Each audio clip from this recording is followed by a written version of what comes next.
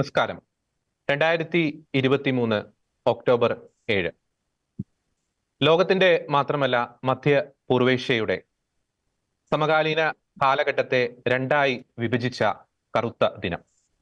അന്നേ ദിനമാണ് ഹമാസ് എന്ന ഇസ്ലാമിക ഭീകര സംഘടനയിൽപ്പെട്ട മനുഷ്യപിശാചുക്കൾ ഇസ്രായേലിലെ സാധാരണക്കാരായിട്ടുള്ള പിഞ്ച് കുഞ്ഞുങ്ങൾ മുതൽ വൃദ്ധരായിട്ടുള്ള സാധാരണക്കാരെ പിച്ചു ചീന്തുകയും സ്ത്രീകളെ അതിക്രൂരമായ ബലാത്സംഗത്തിന് വിധേയരാക്കുകയും ചെയ്ത ആ രക്തരൂക്ഷിതമായിട്ടുള്ള കറുത്ത ദിനം. ആ ഒക്ടോബർ 7 ശേഷം ഇസ്രായേൽ എന്ന ആ ഒരു കൊച്ചു രാജ്യത്തിന് നേരെ, ഈ ലോകത്തിന് മഹത്തായ സംഭാവനകൾ നൽകിയ ആ രാജ്യത്തിന് നേരെ 4 ദിക്കുകളിൽ നിന്നും വളരെ വലിയ രീതിയിലുള്ള ആക്രമണങ്ങളാണ് നടന്നുകൊണ്ടിരിക്കുന്നത്. ലെബനോനിൽ നിന്നും ഹിസ്ബുള്ള, ഗാസയിൽ നിന്നും ഹമാസ്, യമനിൽ നിന്നും ഹൂത്തികൾ, ഒപ്പം തന്നെ മത തീവ്രവാദ ഭരണകൂടം നടമാടുന്ന ഇറാനിൽ നിന്നുള്ള വലിയ രീതിയിലുള്ള ആക്രമണങ്ങൾ. ഈ 2023 ഒക്ടോബർ 7 ലോകത്തിന് ചില തിരിച്ചറിവുകൾ നൽകിക്കഴിഞ്ഞു, പ്രത്യേകിച്ച് കേരളത്തിന്. ഹമാസ് എന്ന ഭീകര സംഘടനകളെ, അല്ലെങ്കിൽ അത്തരത്തിലുള്ള ഭീകര സംഘടനകളെ വെള്ളപൂശുവാനുള്ള വൈറ്റ് വാഷ് കേന്ദ്രങ്ങൾ കേരളത്തിൽ ഉണ്ട് എന്ന് മലയാളികൾ തിരിച്ചറിഞ്ഞ ദിനമാണ് 2023 ഒക്ടോബർ 7. ഇവിടുത്തെ ചില രാഷ്ട്രീയക്കാരും മാധ്യമങ്ങളും യാതൊരു ഉളുപ്പുമില്ലാതെ ഈ ക്രൂരന്മാരായിട്ടുള്ള മനുഷ്യ പിശാചുക്കളെ പോരാളികൾ എന്നൊക്കെ വിളിക്കാൻ തയ്യാറായി കഴിഞ്ഞു, അല്ലെങ്കിൽ തയ്യാറാണ് എന്ന ആ ഒരു വളരെ ക്രൂരമായ, ഞെട്ടിക്കുന്ന ഒരു യാഥാർത്ഥ്യം മലയാളികൾ തിരിച്ചറിഞ്ഞ ദിനം.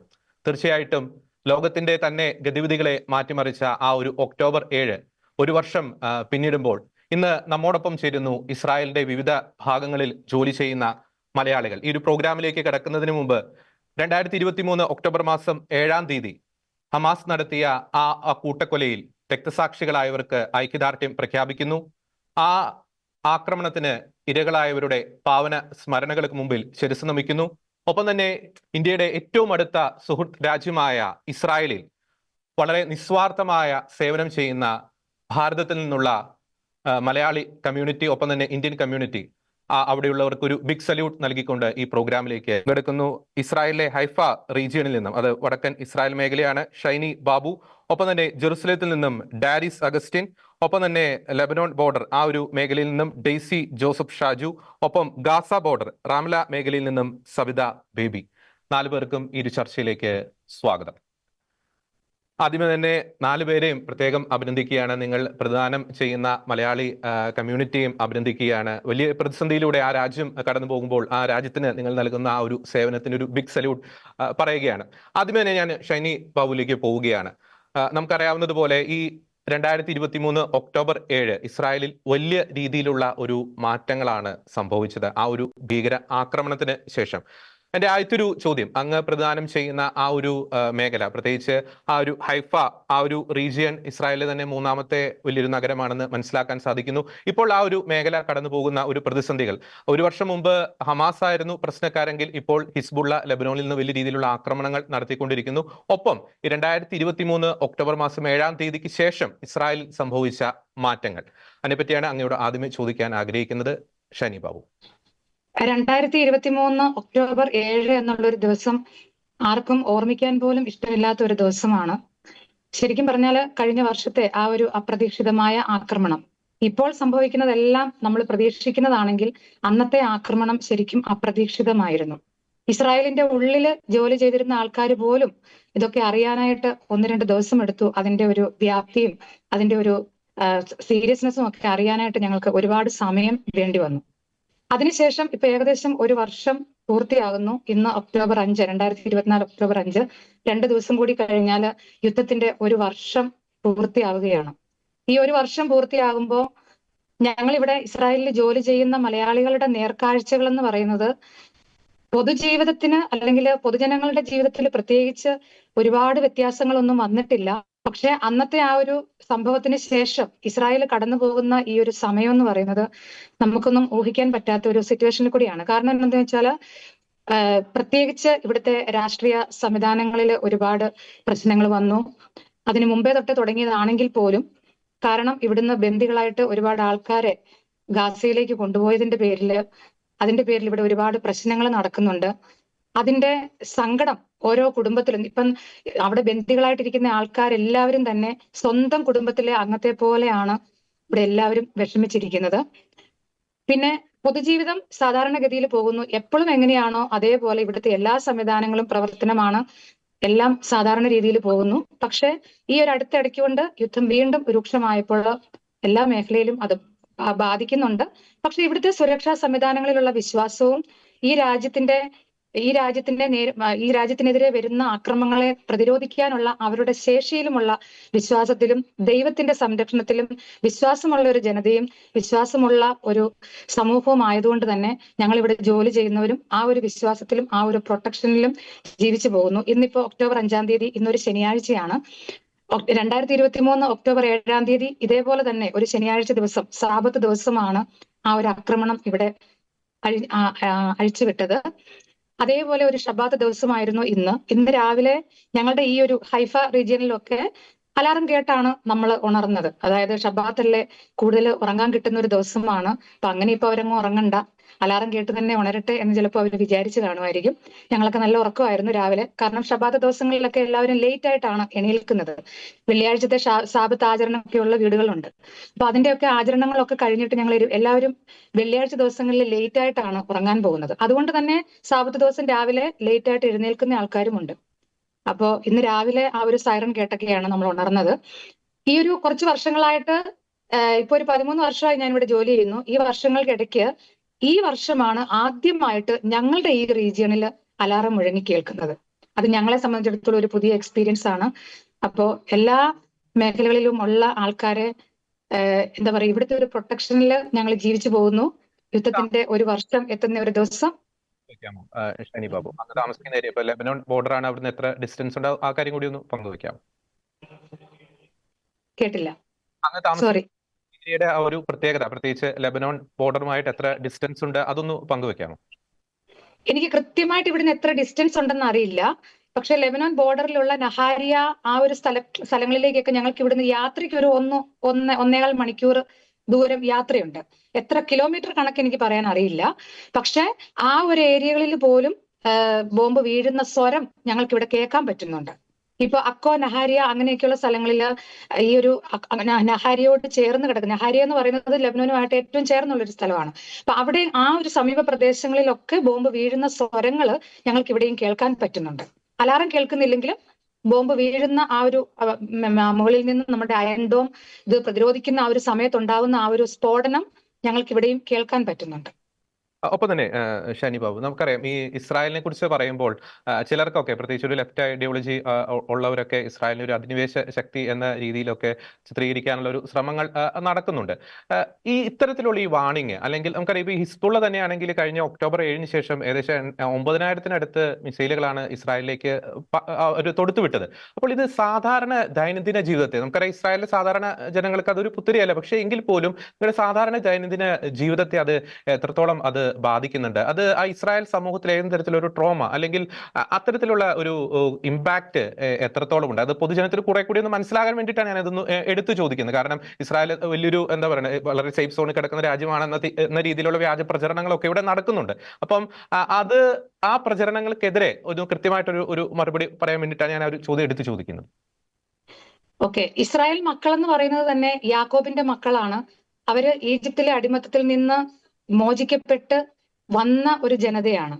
പല പ്രാവശ്യം അവര് ഈ നാട്ടിൽ നിന്ന് തന്നെ പല സ്ഥലങ്ങളിലേക്കും ഓടിപ്പോകേണ്ടി വന്ന സിറ്റുവേഷൻ കഴിഞ്ഞിട്ട് വീണ്ടും തിരിച്ചു വന്ന് സ്വന്തം രാജ്യം രൂപീകരിച്ചെടുത്ത ഒരു ജനതയാണ് യഹൂദ ജനത എന്ന് പറയുന്നത്. അവരെ സംബന്ധിച്ചിടത്തോളം അവർക്കറിയാം അവരൊറ്റയ്ക്കാണ്, അല്ലെങ്കിൽ അവർക്ക് നേരെ ഒരുപാട് രാജ്യങ്ങള് ശത്രുക്കളായിട്ട് ഉണ്ട് എന്നുള്ള ബോധ്യത്തോടു കൂടി തന്നെ ജീവിക്കുന്ന ആൾക്കാരാണ് അവര്. അതുകൊണ്ട് തന്നെയാണ് അവരവരുടെ സ്വന്തം സേന രൂപീകരിച്ചെടുത്തത്. ഇവിടെ ഓരോ മക്കളും ജനിച്ചു വീഴുമ്പോൾ തന്നെ, പ്രായപൂർത്തിയാകുന്ന ആ ഒരു സമയത്ത് തന്നെ അവർക്ക് മനസ്സിലാവുന്നുണ്ട് അവരവരുടെ രാജ്യത്തെ പ്രൊട്ടക്ട് ചെയ്യേണ്ട ആൾക്കാരാണ്, അവരിൽ ആ ഒരു ഉത്തരവാദിത്വം ഉണ്ട് എന്നുള്ളത് മനസ്സിലാക്കിയാണ് ഓരോ മക്കളും വളരുന്നത്. മറ്റ് രാജ്യങ്ങളില് ഇപ്പോ തീവ്രവാദത്തെ സപ്പോർട്ട് ചെയ്യുന്ന അല്ലെങ്കിൽ അങ്ങനെയുള്ള രാജ്യങ്ങളില് കുഞ്ഞ് മക്കള് കയ്യിൽ തോക്ക് മേടിക്കുമ്പോ ഇവിടെ അവര് അതിനെക്കുറിച്ച് പഠിച്ചു തുടങ്ങുന്നേ ഉള്ളൂ.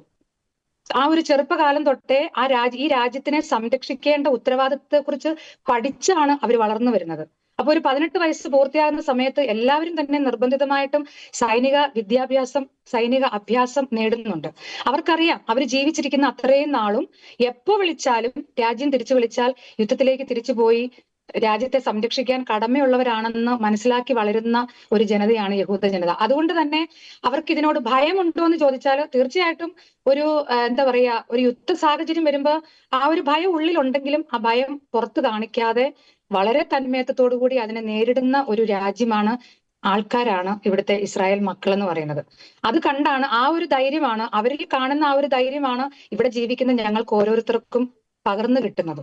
ഞങ്ങളിപ്പോ ഓരോ സ്ഥലങ്ങളിലും ഓരോ കുടുംബങ്ങളിലും ജോലി ചെയ്യുന്നവര് ഞങ്ങൾ സംരക്ഷിക്കുന്ന പ്രായമായ ആൾക്കാരും അവരുടെ കുടുംബങ്ങളും അവരുടെ പാസ്റ്റിനെ കുറിച്ച്, അവർ കടന്നു വന്ന വഴികളെ കുറിച്ച് പറഞ്ഞു തരുന്നുണ്ട് ഞങ്ങൾക്ക്. നമ്മളിപ്പോ നാട്ടിൽ നിന്ന് ഇങ്ങോട്ടേക്ക് ജോലിക്ക് വരുമ്പോഴത്തേക്കും ഇസ്രായേൽ എന്താണെന്ന് നമുക്ക് അറിയില്ല.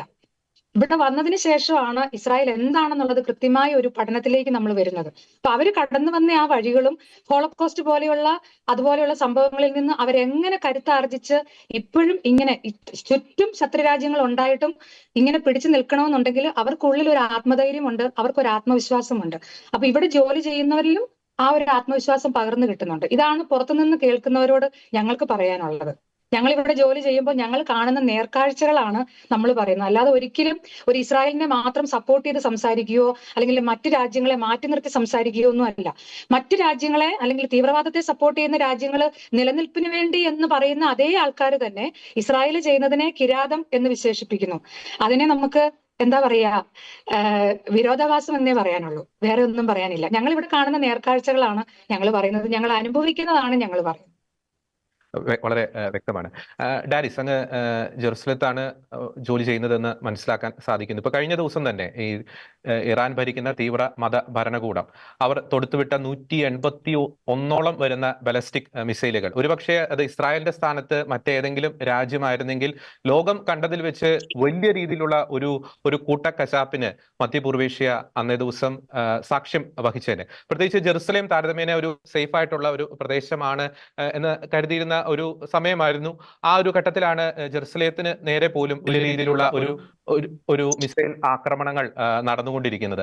അപ്പോൾ അന്നത്തെ ആ ഒരു മിസൈൽ ആക്രമണം, പ്രത്യേകിച്ച് ജെറുസലേത്തിന് നേരെ നടന്ന ആ ഒരു ആക്രമണം, ഒപ്പം തന്നെ ഇസ്രായേൽ ഇത്തരത്തിൽ വരുന്ന മിസൈലുകളെ അവർ എങ്ങനെയാണ് പ്രതിരോധിക്കുന്നത്? നേരത്തെ ഷൈനി സൂചിപ്പിച്ചു, വലിയ രീതിയിലൊരു വാണിംഗ് സംവിധാനങ്ങളൊക്കെ ഉണ്ട്.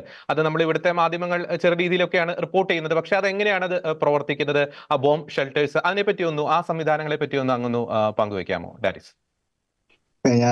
ഞാൻ പറഞ്ഞ പോലെ തന്നെ ജെറുസലേമിലാണ് കഴിഞ്ഞ 2-2.5 വർഷമായിട്ട് ജോലി ചെയ്യുന്നത്. ജെറുസലേമിലാണ്. കഴിഞ്ഞ ഒക്ടോബർ 7 മുതൽ ഈ ഒരു സമയം വരെ ജെറുസലേമിന്റെ ആ ഒരു സുരക്ഷാ സംവിധാനങ്ങളെ കുറിച്ച് പലപ്പോഴും അത്ഭുതപ്പെട്ടു പോകുന്നുണ്ട്. ഈ ഷൈനി ചേച്ചി ജോലി ചെയ്യുന്ന ആ ഒരു ഏരിയ, നസ്രത്ത്, ആ ഒരു ഏരിയ ഇസ്രായേലിൽ പൊതുവെ അറിയപ്പെടുന്നത് അറബ്സിന്റെ ക്യാപിറ്റൽ എന്നാണ്. പൊതുവെ മുസ്ലിങ്ങള് സഹോദരങ്ങൾ തിങ്ങി പാർക്കുന്ന ഒരു ഏരിയയാണ് ഈ നസ്രത്ത്.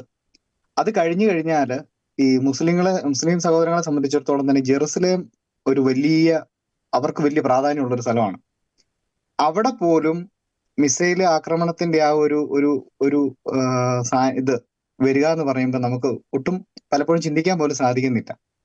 പ്രത്യേകിച്ച് ഇറാന്റെ 2 ആക്രമണം ഉണ്ടായപ്പോഴും, കഴിഞ്ഞ പ്രാവശ്യം ഇറാന്റെ ഭാഗത്തുനിന്ന് ഒരു ഇതുണ്ടായപ്പോഴും, ഈ കഴിഞ്ഞ ദിവസം ഇറാന്റെ ഭാഗത്തുനിന്ന് ആക്രമണം ഉണ്ടായപ്പോഴും ജെറുസലേം ഏരിയയിൽ കൂടെ മിസൈലിന്റെ ആ ഒരു സാന്നിധ്യം നമുക്ക് നൽകിയത് എന്തെന്ന് നമുക്ക് പ്രതീക്ഷിക്കാൻ പറ്റാത്ത ഒന്നാണ്. പക്ഷേ അവിടെ പോലും വലിയ ഒരു സുരക്ഷ, ഒരു മിസൈൽ പോലും ജെറുസലേമിന്റെ പരിസര പ്രദേശത്ത് വീഴുകയോ ആർക്കും ഒരു ജീവഹാനിയോ മറ്റ് കാഷ്വാലിറ്റി ഒന്നും സംഭവിക്കുകയോ ചെയ്തില്ല എന്ന് പറയുമ്പം നമുക്ക് മനസ്സിലാക്കാൻ സാധിക്കും ഇസ്രായേലിന്റെ ആ ഒരു സുരക്ഷാ സംവിധാനം എത്രത്തോളം വലുതാണെന്നുള്ളത്. അത് തന്നെയല്ല, ഒരു പടിയും കൂടെ കടന്നു പറഞ്ഞു കഴിഞ്ഞാല് ഇറാൻ ഉദ്ദേശിക്കുന്നത് അവരുടെ ആൾക്കാർ പോലും താമസിക്കുന്ന ഏരിയയിലോട്ട് മിസൈൽ ആക്രമണം നടത്താനായിട്ട് അവർക്ക് മടിയില്ല എന്നുള്ളത് ഒരു വലിയൊരു പ്രധാനപ്പെട്ട കാര്യം കൂടിയാണ്. കാരണം പ്രത്യേകിച്ച് അലസ്കാമോസ്ക് ഒക്കെ ഇരിക്കുന്ന ആ ഒരു സ്ഥലത്തൊക്കെ മിസൈലിന്റെ ഒരു ആക്രമണം വരിക എന്ന് പറഞ്ഞു കഴിഞ്ഞാൽ അവർക്ക് കൂടെ അവർക്ക് ലോകത്തിന് മുമ്പിൽ അവര് തന്നെ അവര് സ്വയം നാണം കെട്ടു പോകേണ്ട ഒരു സാഹചര്യമാണ്. പക്ഷെ ജെറുസലേം നമുക്ക് നൽകുന്ന ഒരു സുരക്ഷ വളരെ അധികം പറയാതിരിക്കാൻ പറ്റാത്ത ഒന്നാണ് പൊതുവായിട്ട് പറയുമ്പോൾ. പിന്നെ ചേട്ടൻ ചോദിച്ചതുപോലെ ഇസ്രായേലിന്റെ മുന്നറിയിപ്പ് സംവിധാനങ്ങൾ നമുക്ക് നൽകുന്ന ഏറ്റവും പ്രധാനപ്പെട്ട ഒന്ന് കൃത്യമായിട്ടുള്ള ഒരു അലാം നമുക്ക് ലഭിക്കുന്നുണ്ട് പൊതുവായിട്ട്. പ്രത്യേകിച്ച് കഴിഞ്ഞ ദിവസം പറയുവാണെങ്കിൽ എനിക്ക് തോന്നുന്നു ഞങ്ങളുടെ എല്ലാവരുടെയും മൊബൈലിൽ, ഇസ്രായേൽ ജോലി ചെയ്യുന്ന അതുപോലെ ഇസ്രായേലിലുള്ള എല്ലാ സിറ്റിസൺസിന്റെയും മൊബൈലിൽ നമ്മുടെ അലാം വന്നു. അതിനുശേഷമാണ് അലേർട്ട് വരുന്നതിന് ശേഷം ഒരു 10-15 മിനിറ്റിന് ശേഷമാണ് മിസൈലിന്റെ അലാം, പൊതുവായിട്ടുള്ള അലാം വന്നത്. അതും കഴിഞ്ഞ് ഒരു ഇത്ര മിനിറ്റിന് ശേഷമാണ് അവരുടെ മിസൈൽ ആക്രമണം ഉണ്ടാകുന്നത്. ഒരു ഉച്ചയോടുകൂടി തന്നെ ഏകദേശം ന്യൂസിൽ എല്ലാവരും കൃത്യമായിട്ടുള്ള നിർദ്ദേശം നൽകിയിരുന്നു. ഇന്ന സ്ഥലങ്ങള് നിങ്ങൾ എല്ലാവരും കൂടുതലായിട്ട് ശ്രദ്ധ കൊടുക്കണം. ടെലവീവ്, ജെറുസലേം, നോർത്ത് സൈഡിലോട്ട് നഹാരിയ, ഷൻചേച്ചി പറഞ്ഞതുപോലെ ഹൈഫ റീജിയൻസിന്റെ ആ ഒരു ഏരിയ ഒക്കെ കൃത്യമായിട്ടുള്ള ഒരു നിർദ്ദേശങ്ങൾ സർക്കാരിന്റെ ഭാഗത്തുനിന്ന് അതുപോലെ ഫ്രണ്ട് കമാൻഡിന്റെ ഭാഗത്തുനിന്ന് കൃത്യമായിട്ട് നിർദ്ദേശം കിട്ടി. അതുകൊണ്ട് തന്നെ എല്ലാവരും പേഴ്സണലി എല്ലാവരും അതിന് പ്രിപ്പയർഡ് ആയിരുന്നു, ഒന്ന് പ്രിപ്പയർ ആയിട്ടിരിക്കാനായിട്ട്. ഇപ്പം ഞാനിപ്പോ ജോലി ചെയ്യുന്ന വീടിന്റെ അകത്ത് ഷെൽട്ടർ ഇല്ല, വീടിന് പുറത്താണ് ഷെൽട്ടർ ഉള്ളത്. അതിന് മിക്കലാത്ത് എന്നാണ് പറയുന്നത്. നമുക്ക് ഇത്ര സമയം അലാം അടിക്കുമ്പോൾ തന്നെ നമ്മൾ അതിനുള്ളിലേക്ക് കയറി അവിടെ സുരക്ഷിതമായിട്ടിരിക്കുക. അലാം കഴിഞ്ഞ് ഏകദേശം ഒരു നമ്മൾ സേഫ് ആണ് എന്ന് ഉറപ്പിച്ചതിന് ശേഷം ഒരു 10 മിനിറ്റിന് ശേഷവും കഴിഞ്ഞിട്ടാണ് നമ്മൾ തിരിച്ച് പുറത്തേക്ക് ഇറങ്ങേണ്ടത്. അതിന് വീടിന്റെ പുറത്തെ ഷെൽട്ടർ, വീടിനകത്ത് ഉള്ള സംവിധാനങ്ങൾക്ക് മമ്മാത്ത് എന്ന് പറയും. വീടിന്റെ എല്ലാവരുടെയും വീടുകളിലെ ഒരു മുറി പ്രത്യേകിച്ച് ഒരു സേഫ്റ്റി റൂം പോലെ ആയിരിക്കും. പക്ഷേ ഒരു കാര്യം പറയുകയാണെങ്കിൽ എല്ലാ സ്ഥലത്തും അത് പ്രായോഗികമായിട്ടില്ല. കാരണം ഇവിടെ പഴയ വീടുകൾ ഒരുപാടുണ്ട്. ഈ പഴയ വീടുകൾക്കൊന്നും അകത്ത് ഷെൽട്ടർ സംവിധാനങ്ങളില്ല. അവിടെയൊക്കെ പണ്ട് ബങ്കറുകളായിരുന്നു. അതൊക്കെ പലതും മൂടിപ്പോയി, പലതും ഇപ്പൊ ഇല്ല. പക്ഷെ എങ്കിൽ പോലും ഏകദേശം ഒരു മജോറിറ്റി ഏരിയയിൽ ഈ പുറത്തുള്ള ഷെൽട്ടർ സംവിധാനങ്ങളും വീടിനകത്തുള്ള ഷെൽട്ടർ സംവിധാനങ്ങളും ബങ്കർ സംവിധാനങ്ങളൊക്കെ വളരെ ഇതായിട്ട് പ്രവർത്തിക്കുന്നുണ്ട്. അതുപോലെ നമ്മുടെ ആർമിയുടെ ഭാഗത്തു നിന്ന് അതുപോലെ പോലീസിന്റെ ഭാഗത്തു നിന്നൊക്കെ ആൾക്കാരെ പ്രത്യേകിച്ച് ഒന്ന് കോർഡിനേറ്റ് ചെയ്യാനായിട്ട്, ഒരുമിച്ച് കൂട്ടാനൊക്കെ ആയിട്ട് അവര് നന്നായിട്ട് ശ്രമിക്കുന്നുണ്ട് ആ ഒരു സാഹചര്യത്തിൽ. ഒപ്പം തന്നെ ഇപ്പൊ കഴിഞ്ഞ ദിവസം ഈ സാമൂഹ്യ മാധ്യമങ്ങളിൽ ഒരു വീഡിയോ കാണാനിടയായി. ഇസ്രായേലിലെ ഒരു സ്കൂൾ ബസ് നിറച്ച് ഒരു സ്കൂൾ കുട്ടികളുമായി പോകുന്ന ഒരു വാഹനം, പെട്ടെന്ന് വാണിംഗ് വരുന്നു. ആ സ്കൂൾ കുട്ടികൾ ആ ബസ്സിൽ നിന്ന് ഇറങ്ങി ഈ പറയുന്ന ഷെൽട്ടറുകളിലേക്ക് പോകുന്നു. അപ്പോൾ ഈ വാണിംഗ് വരുമ്പോൾ നമുക്കറിയാം, സാധാരണക്കാരായിട്ടുള്ളവർ മാത്രമല്ല, രോഗികളായിട്ടുള്ളവർ, നടക്കാൻ വയ്യാത്തവര്, അങ്ങനെയുള്ളവരൊക്കെ ഈ ബോംബ് ഷെൽട്ടറിലേക്ക് പോകേണ്ടി വരും. അപ്പോൾ ഒരു തരത്തിൽ പറഞ്ഞു കഴിഞ്ഞാൽ ഈ ഇസ്ലാമിക തീവ്രവാദം അല്ലെങ്കിൽ ഇസ്ലാമിക ഭീകരവാദം എത്രത്തോളം ക്രൂരമായിട്ടാണ് ഈ സാധാരണ ജനങ്ങളെ, പ്രത്യേകിച്ച് ഇസ്രായേലിലെ സാധാരണ ജനങ്ങളെ ഇവർ ടാർഗറ്റ് ചെയ്യുന്നത് എന്നതിന്റെ ഒരു ദൃഷ്ടാന്തം തന്നെയല്ലേ ഈ പറയുന്ന ആക്രമണങ്ങളും. ഒപ്പം തന്നെ സാധാരണ ജനങ്ങളുടെ ദൈനംദിന ജീവിതത്തെ ബാധിക്കുന്ന രീതിയിൽ ജനനിബിഡമായിട്ടുള്ള അല്ലെങ്കിൽ വളരെ പോപ്പുലേറ്റഡ് ആയിട്ടുള്ള ഏരിയകൾ ടാർഗറ്റ് ചെയ്ത്, അങ്ങനെയായിരുന്നു കഴിഞ്ഞ തവണ ഒരു ആക്രമണം നടന്നത്. ചേട്ടാ, ഹമാസിന്റെ പ്രഖ്യാപിത ലക്ഷ്യം എന്താണ്?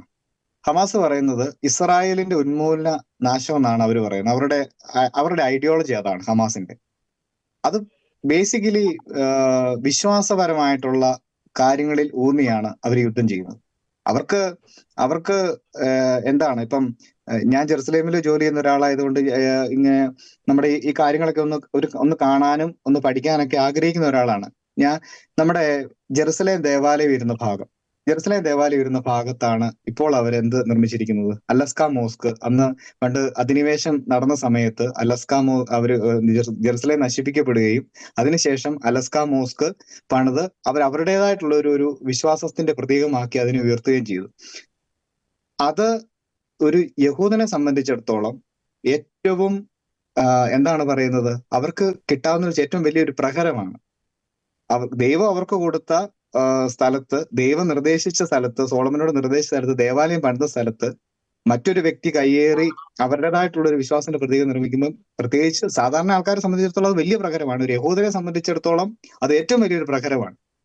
അവർക്കത് സംരക്ഷിക്കുക എന്നുള്ളത് അവരുടെ ബാധ്യതയാണ്.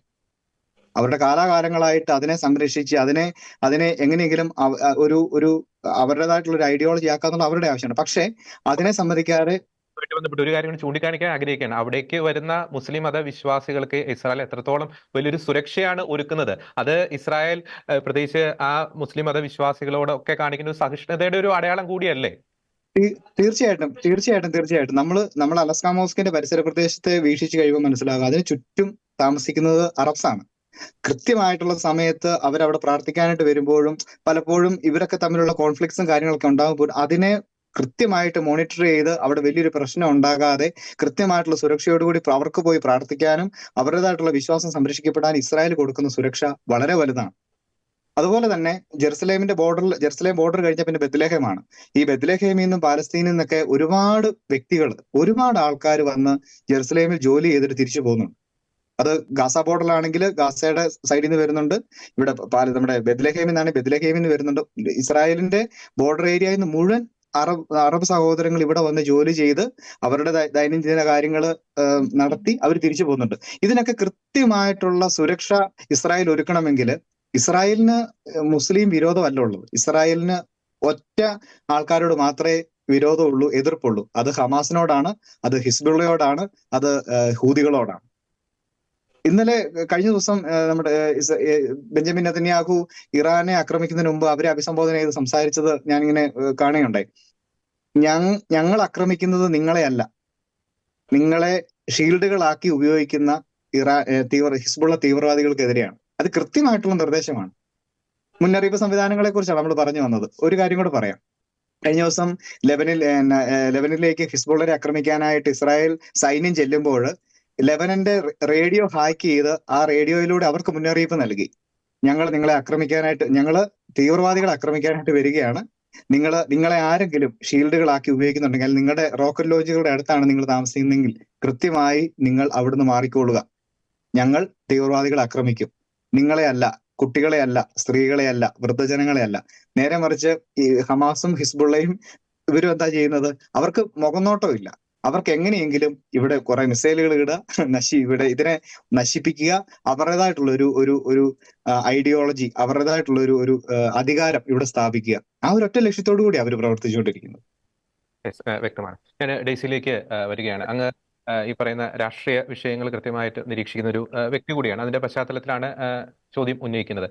ഈ ഒക്ടോബർ 7-ന് ശേഷം ഇസ്രായേൽ ഭരണകൂടത്തിലുണ്ടായ ഒരു മാറ്റം നമുക്കറിയാം. അവിടെ യുദ്ധ വാർ ക്യാബിനറ്റ് രൂപീകരിക്കുന്നു, ഭരണപക്ഷവും പ്രതിപക്ഷവും ഒന്നു ചേർന്ന് അവിടെ ഭരണം നടത്തും. നമുക്കറിയാം, നമ്മൾ സ്ഥിരം വാർത്തയിൽ കേൾക്കുന്ന പേരാണ് ഇസ്രായേൽ പ്രതിരോധ മന്ത്രി യോവ് ഗാലന്റ്. അദ്ദേഹം ഒരു പ്രതിപക്ഷ പാർട്ടിയുടെ നേതാവാണ് എന്നത് പലർക്കും അധികം അറിയുന്ന ഒരു കാര്യമല്ലേ. ഒപ്പം തന്നെ ഒരു 5 ദിവസങ്ങൾക്ക് മുമ്പാണ് ബെഞ്ചമിൻ നെതന്യാഹുവിന്റെ ഏറ്റവും വലിയ വിമർശകരിൽ ഒരാളായ ഗിദയോൻ എന്ന് പറയുന്ന ആ ഒരു നേതാവ് ബെഞ്ചമിൻ നെതന്യാഹുവിനെ സപ്പോർട്ട് ചെയ്ത് മുന്നോട്ട് വരുന്നു. അപ്പോൾ ഈ 7-ാം തീയതിക്ക് ശേഷം ഈ ഇസ്രായേൽ ഭരണകൂടത്തിലുണ്ടായ ഒരു മാറ്റം എന്ന് പറയുന്നത് ഇസ്രായേലിന്റെ ഈ ശത്രുക്കൾക്കെതിരെ ഒന്നിച്ച് പോരാടുന്ന ഇസ്രായേലിന്റെ ഒരു പോരാട്ട വീര്യത്തിന്റെ ഒരു ദൃഷ്ടാന്തം തന്നെയല്ലേ? ഒപ്പം രണ്ടാമത്തെ ഒരു ചോദ്യം കൂടി, അങ്ങ് ലെബനോൺ ബോർഡറിനോട് ചേർന്നാണ് താമസിക്കുന്നതെന്ന് മനസ്സിലാക്കുന്നു. ഈ ഒരു സമയങ്ങളിൽ, ഈ ദിവസങ്ങളിൽ അവിടെ സംഭവിച്ചുകൊണ്ടിരിക്കുന്ന സംഭവ വികാസങ്ങളെ പറ്റിയും അങ്ങേക്ക് പങ്കുവയ്ക്കാം. ടി.സി. നമസ്കാരം. നമ്മൾ 2023 ഒക്ടോബർ 7-ന് വെളുപ്പിനാണ് ഇപ്പോൾ നടക്കുന്ന ഈ യുദ്ധത്തിന് ആസ്പദമായ അതിന്റെ മെയിൻ റീസൺ ഉണ്ടാവുന്നത്. ഗാസ ബോർഡറിൽ നഹാലോസ്, കിബുട്സ്, ബേറി എന്നിങ്ങനെ പല പ്രദേശങ്ങളിലേക്ക് ഹമാസ് തീവ്രവാദികൾ കടന്നു കയറുകയും സമാധാനത്തിന്റെയും സ്നേഹത്തിന്റെയും പ്രതീകമായ ഒരു നേച്ചർ പാർട്ടി യുവാക്കൾ ആഘോഷിക്കുന്ന, അതായത് ഇസ്രായേലിന്റെ സുക്കോത്ത് എന്ന തിരുനാൾ കഴിഞ്ഞ് സിംഹത്തോറ എന്ന ആഘോഷം നടക്കുന്ന ദിവസം അവരത് ആഘോഷിച്ചുകൊണ്ടിരിക്കുകയായിരുന്നു. ആ വെളുപ്പിനാണ് തീവ്രവാദികൾ കയറി ഒരുപാട് പേരെ, 1200-ലധികം പേരെ വെടിവെച്ചു കൊല്ലുകയും 251 പേരോളം ഫോറിൻ നാഷണൽസ് അടക്കം തട്ടിക്കൊണ്ടുപോവുകയും ചെയ്തത്. ഇപ്പോഴും 101 പേരോളം നമുക്ക് ആ ഹോസ്റ്റേജസിനെ തിരിച്ചു കിട്ടാനുണ്ട്. അങ്ങനെ ഒരു സംഭവ വികാസം നടന്നുകൊണ്ടിരിക്കുമ്പോൾ ഒക്ടോബർ 8-ാം തീയതി ഇസ്രായേൽ ഔദ്യോഗികമായി യുദ്ധം പ്രഖ്യാപിക്കുകയും അതിന്റെ തുടർന്ന് ഹിസ്ബുള്ള, ലെബനൻ ബോർഡറിൽ നിന്ന് ഹിസ്ബുള്ള ഹമാസിന് ഐക്യദാർഢ്യം പ്രഖ്യാപിച്ചുകൊണ്ട് അത് മുൻപ് ജോർജിക്ക് ചിലപ്പോൾ ഓർമ്മയുണ്ടാവും, ഇതിനു മുമ്പ് തന്ന അഭിമുഖത്തിൽ ഞാൻ പറഞ്ഞിരുന്നു, ഹിസ്ബുള്ള കൂടെ ചേരുകയാണെങ്കിൽ യുദ്ധം വ്യാപകമാവും, വളരെ പ്രശ്നമാവും എന്ന് ഞാൻ പറഞ്ഞിരുന്നു. അത് തന്നെയാണ് സംഭവിച്ചത്. ഹിസ്ബുള്ള ഒപ്പം ചേരുകയും ഇവിടെ നിന്ന് UN കരാറ് പ്രകാരം, ഞാനിപ്പോ ലെബനൻ ബോർഡറിൽ 4 കിലോമീറ്ററേ ഉള്ളൂ, ഇവിടെ നിന്നാൽ എനിക്ക് ലെബനൻ മലനിരകൾ കാണാം, വ്യക്തമായിട്ട് കാണാം. അവിടെ നിന്ന് 30 കിലോമീറ്റർ ഉള്ളിലേക്ക് സുനൈത്ര നദി വരെ തള്ളി നിൽക്കേണ്ട, UN കരാറ് പ്രകാരം തള്ളി നിൽക്കേണ്ട ഹിസ്ബുള്ള തീവ്രവാദികൾ ഞങ്ങളുടെ ഇസ്രായേൽ ലെബനൻ ബോർഡറിൽ വന്ന് താവളം ഉറപ്പിക്കുകയും ടാങ്കറുകൾക്കും നേരെ ആക്രമണങ്ങൾ നടത്തുകയും പട്ടാളക്കാരെ കൊല്ലുകയും മിസൈലുകൾ അയക്കുകയും, ഹോസ്റ്റൈൽ എയർക്രാഫ്റ്റ് എന്ന് പറയും, ഡ്രോൺസ് ആണ്, പൈലറ്റ്, അതായത് വാഹനം ഓടിക്കാൻ ആരും വേണ്ട, ആ വിമാനങ്ങളെ ഇങ്ങോട്ട് അയക്കുകയൊക്കെ ചെയ്യാൻ തുടങ്ങുകയും, അങ്ങനെ ഈ നോർത്ത് ഭാഗത്തുനിന്ന് 27,000-ഓളം ആളുകൾ ഇപ്പോൾ അവരവരുടെ വീടുകളിൽ നിന്ന് മാറി ദൂരെയാണ് താമസിക്കുന്നത്. ഹോട്ടലുകൾ, സർക്കാർ അതിനു വേണ്ട സംവിധാനങ്ങളെല്ലാം ചെയ്തു കൊടുത്തിട്ടുണ്ട്. ഹോട്ടലുകളിലാണ്, പ്രായമായിട്ടുള്ള ആളുകൾ ഓൾഡ് ഏജ് ഹോംസിലാണ്, ചിലര് വീടുകളെ എടുത്ത് താമസിക്കുകയാണ്. ഇങ്ങനെയുള്ള ഒരു അന്തരീക്ഷത്തിൽ ഭരണപക്ഷം, ഈ സംഭവം നടന്ന അന്ന് ഭരണപക്ഷം, അതായത് ഇസ്രായേൽ പാർലമെന്റ് ഒന്ന് പകച്ചു. പെട്ടെന്നാണ് ആക്രമണം, പെട്ടെന്നാണ്. അതുവരെ സീസ് ഫയർ നിലവിലുണ്ടായിരുന്നു. എന്താണ് നടക്കുന്നത് എന്ന് ഗവൺമെന്റ് തിരിച്ചറിയാൻ ഏകദേശം 1-2 ദിവസങ്ങൾ എടുത്തു. 1-2-3 ദിവസങ്ങൾ തന്നെ എടുത്തു. അതിനുള്ള പ്രതിവിധികൾ എന്താണ് ചെയ്യേണ്ടത്, എങ്ങനെയാണ് ജനങ്ങളെ സഹായിക്കേണ്ടത് എന്ന് തിരിച്ചറിയാൻ ഭരണപക്ഷം എടുത്ത ആ സമയം കൊണ്ട് ജനങ്ങൾ തന്നെ സഹായത്തിനിറങ്ങുന്ന കാഴ്ചയാണ് നമ്മൾ കണ്ടത്. ജനാധിപത്യം എന്ന വാക്കിന്റെ ഉത്തമ ഉദാഹരണം, കൃത്യമായ അർത്ഥം എന്തെന്ന് ഇസ്രായേലിലെ ജനങ്ങൾ കാണിച്ചു തന്നു ആ സമയം കൊണ്ട്. ഇവിടെയൊക്കെ ബോർഡറിലൊക്കെ വന്ന പട്ടാളക്കാർക്ക് വേണ്ട സൗകര്യങ്ങൾ നമ്മുടെ ഈ കമ്മ്യൂണിറ്റിയിൽ, അത് ഗവൺമെന്റ് സഹായമൊന്നും ആദ്യം കിട്ടിയിട്ടല്ല, അവർക്ക് വേണ്ട ഭക്ഷണം, താമസം, സൗകര്യങ്ങൾ എല്ലാം തന്നെ ഇപ്പോഴും ചെയ്തുകൊണ്ടിരിക്കുന്നുണ്ട്. ഇപ്പൊ പിന്നെ ഗവൺമെന്റ് കാര്യങ്ങൾ ചെയ്തു തുടങ്ങി. അതില് ഭരണപക്ഷ ഭേദം ഉണ്ടായിരുന്നില്ല. രണ്ടു കൂട്ടരും ഒന്നിച്ചു നിന്നു. ജനങ്ങൾ ഞങ്ങളുടെ പട്ടാളക്കാരെ, ഞങ്ങളുടെ രാജ്യത്തെ, ഞങ്ങളുടെ പൗരന്മാരെ സംരക്ഷിക്കേണ്ട ബാധ്യത ഞങ്ങൾക്കാണ് എന്ന് ജനങ്ങൾ തിരിച്ചറിഞ്ഞ ദിവസമാണ് കഴിഞ്ഞ 2023 ഒക്ടോബർ 7. അതിനുശേഷം അതിനെ തുടർന്ന് ആ സപ്പോർട്ടും കൊണ്ട് ഒരു ഭക്ഷണത്തിനെ ആയാലും, ഈവൻ ലോണ്ടറി, പട്ടാളക്കാരുടെ വസ്ത്രങ്ങൾ കഴുകാനായിട്ട് ഇവിടുത്തെ പ്രധാനപ്പെട്ട ലോണ്ടറി ഉൽപ്പന്നങ്ങൾ സപ്ലൈ ചെയ്യുന്ന കമ്പനികളൊക്കെ നിരത്തിയാണ് പൗഡർ, അങ്ങനെ എല്ലാവിധ ലോണ്ടറി ഐറ്റംസ് ഒക്കെ കൊണ്ടുകൊടുത്തതും വെച്ചതും. എല്ലാ സഹായങ്ങളും പരസ്പര സഹകരണത്തോടെ ജനങ്ങൾ തന്നെയാണ് ചെയ്തത്. ഒരു 3 ദിവസത്തിന് ശേഷം ഗവൺമെന്റ് ആക്റ്റീവായി. പ്രതിപക്ഷം പക്ഷെ ഒപ്പം നിന്നില്ല എന്ന് പറയാൻ പറ്റില്ല, ഒപ്പം തന്നെ അവർ കട്ടയ്ക്ക് നിന്നു. അതുവരെ ആഭ്യന്തരമായിട്ട് ചെറിയ പ്രശ്നങ്ങൾ ഇസ്രായേലിൽ ഉണ്ടായിക്കൊണ്ടിരുന്നു. ഇപ്പോഴും അത് തീർന്നിട്ടില്ല. കാരണം പോലീസിന്റെയും കോടതിയുടെയും അധികാരങ്ങൾ കുറച്ചു കൊണ്ടുവന്ന് സ്ത്രീകളുടെ അവകാശങ്ങൾ കുറച്ച് റിലീജിയസ് സ്ട്രിക്ട്നെസ് കൊണ്ട് കുറച്ചു കൊണ്ടുവരാനുള്ള കുറച്ച് നിയമങ്ങളൊക്കെ കൊണ്ടുവരാനുള്ള പദ്ധതിയിലായിരുന്നു സർക്കാർ. അതിനെതിരെ പ്രക്ഷോഭം എന്ന് പറഞ്ഞാൽ വയലൻസ് അല്ല, സമരങ്ങൾ ഇവിടെ നടന്നുകൊണ്ടിരുന്നിരുന്നു. പക്ഷെ യുദ്ധം വന്നപ്പോൾ ഇത് ഭരണപക്ഷമാണ് ചെയ്യേണ്ടത്, ഞങ്ങളൊന്നും ചെയ്യേണ്ട, പ്രതിപക്ഷം ചെയ്യേണ്ട, ഇങ്ങനെയൊന്നുമില്ല. എല്ലാവരും ഒറ്റക്കെട്ട്, ജനങ്ങളും ഒറ്റക്കെട്ട്. പട്ടാളക്കാർ ഞങ്ങളുടെ മക്കളെ പോലെ, ഞങ്ങളുടെ സഹോദരങ്ങളെ പോലെ, അവർക്ക് വേണ്ട സഹായങ്ങൾ ചെയ്തു കൊടുക്കേണ്ടത് ഞങ്ങള്. ആ ഒരു നിലപാട് സ്വീകരിച്ച ഇസ്രായേൽ ജനതയോട് എന്നും അത് കാണുമ്പോൾ നമുക്ക് ബഹുമാനം മാത്രമേ തോന്നിയിട്ടുള്ളൂ. ഇപ്പൊ നിലവിൽ ഇസ്രായേൽ 7 നിന്നാണ് യുദ്ധം നടന്നുകൊണ്ടിരിക്കുന്നത്. ഇസ്രായേലിന്റെ ശത്രുക്കൾ 7 പേരാണ്. ഒന്ന് ഇറാഖ് അതിന്റെ സൈഡിൽ കൂടെ റോക്കറ്റ്സ് അയച്ചിരുന്നു, ഹൂത്തീസ് അയച്ചിരുന്നു. സമരിയ ഭാഗത്ത് നല്ല പ്രക്ഷോഭം നടക്കുന്നുണ്ട്. സമരിയയിലുള്ള റിലീജിയസ് ടീമും അറബ് ടീമും തമ്മിൽ നല്ല പ്രക്ഷോഭം നടക്കുന്നുണ്ട്. ഇങ്ങനെ 7 ഭാഗത്തു നിന്നാണ് ഡ്രോൺസ്, സിറിയയുടെ ഭാഗത്തുനിന്ന് ഡ്രോണുകൾ അയച്ചിരുന്നു. ആളില്ലാത്ത ഹോസ്റ്റൽ എയർക്രാഫ്റ്റ്സ് സിറിയയിൽ നിന്ന് വന്നിരുന്നു. ഇങ്ങനെ 7 മെയിൻ സ്ഥലങ്ങളിൽ നിന്നാണ് ഇസ്രായേൽ ഇപ്പോ ശത്രുക്കളോട് പൊരുതിക്കൊണ്ടിരിക്കുന്നത്. കഴിഞ്ഞ ദിവസം ആദ്യമായിട്ടാണ് തോന്നുന്നു അല്ലെ, ഇറാഖിന്റെ സൈഡിൽ നിന്നുള്ള ഒരു അറ്റാക്ക് മൂലം ഇസ്രായേലിന്റെ ഒരു സൈനികർക്ക് ഭീഷണി സൃഷ്ടിച്ചത്. അതെ, ഇറാഖിൽ നിന്ന് വളരെ അങ്ങനെ ഒരിക്കലും ഉണ്ടായിട്ടില്ല, അധികം ഉണ്ടായില്ല. ഇറാഖിൽ നിന്ന് വളരെ കുറച്ച് മാത്രമേ ഉണ്ടായുള്ളൂ. എന്നാലും ഇറാഖും ഇതിലൊരു മുൻകൈ എടുത്തു എന്നുള്ളതാണ്. ഞാൻ തിരിച്ചു വരാം. ഞാൻ സബ്ദിയിലേക്ക് വരികയാണ്. പ്രത്യേകിച്ച് ഈ ഈ ഒക്ടോബർ മാസം 7-ാം തീയതി 2023 നടന്ന ആ ഒരു ആക്രമണത്തെ, ആ ഒരു ഭീകര ആക്രമണത്തിന്റെ ആ ഒരു തീവ്രത നേരിട്ട് അനുഭവിച്ചറിയാൻ സാധിച്ചൊരു വ്യക്തി കൂടിയാണ് അങ്ങ്. ആ ഒരു ഘട്ടത്തിൽ അങ്ങ് കാണിച്ച ആ ഒരു ധീരത അനേകരുടെ ഒരു ജീവൻ രക്ഷിക്കുകയുണ്ടായി. ആ ധീരതയ്ക്ക് ആദ്യമേ തന്നെ ഒരു ബിഗ് സല്യൂട്ട് പറയുകയാണ്. ഇപ്പോൾ നിലവിലെ ഒരു ഗാസ ബോർഡറിലെ ഒരു അവസ്ഥ എന്താണ്? അന്നത്തെ ആ ഒരു സംഭവ വികാസങ്ങൾ ആ ഒരു മേഖലയിൽ സൃഷ്ടിച്ച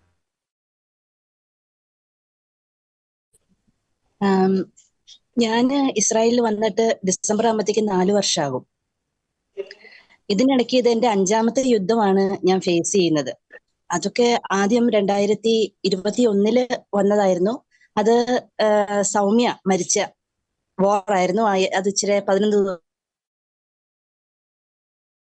എല്ലാവരും കുറച്ചും കൂടെ കെയർഫുൾ ആയിരുന്നു ഇങ്ങനെയുള്ള അറ്റാക്സിനെ കുറിച്ചും ഹോം ഫ്രണ്ടിന്റെ ഇൻഫർമേഷനെ കുറിച്ചൊക്കെ.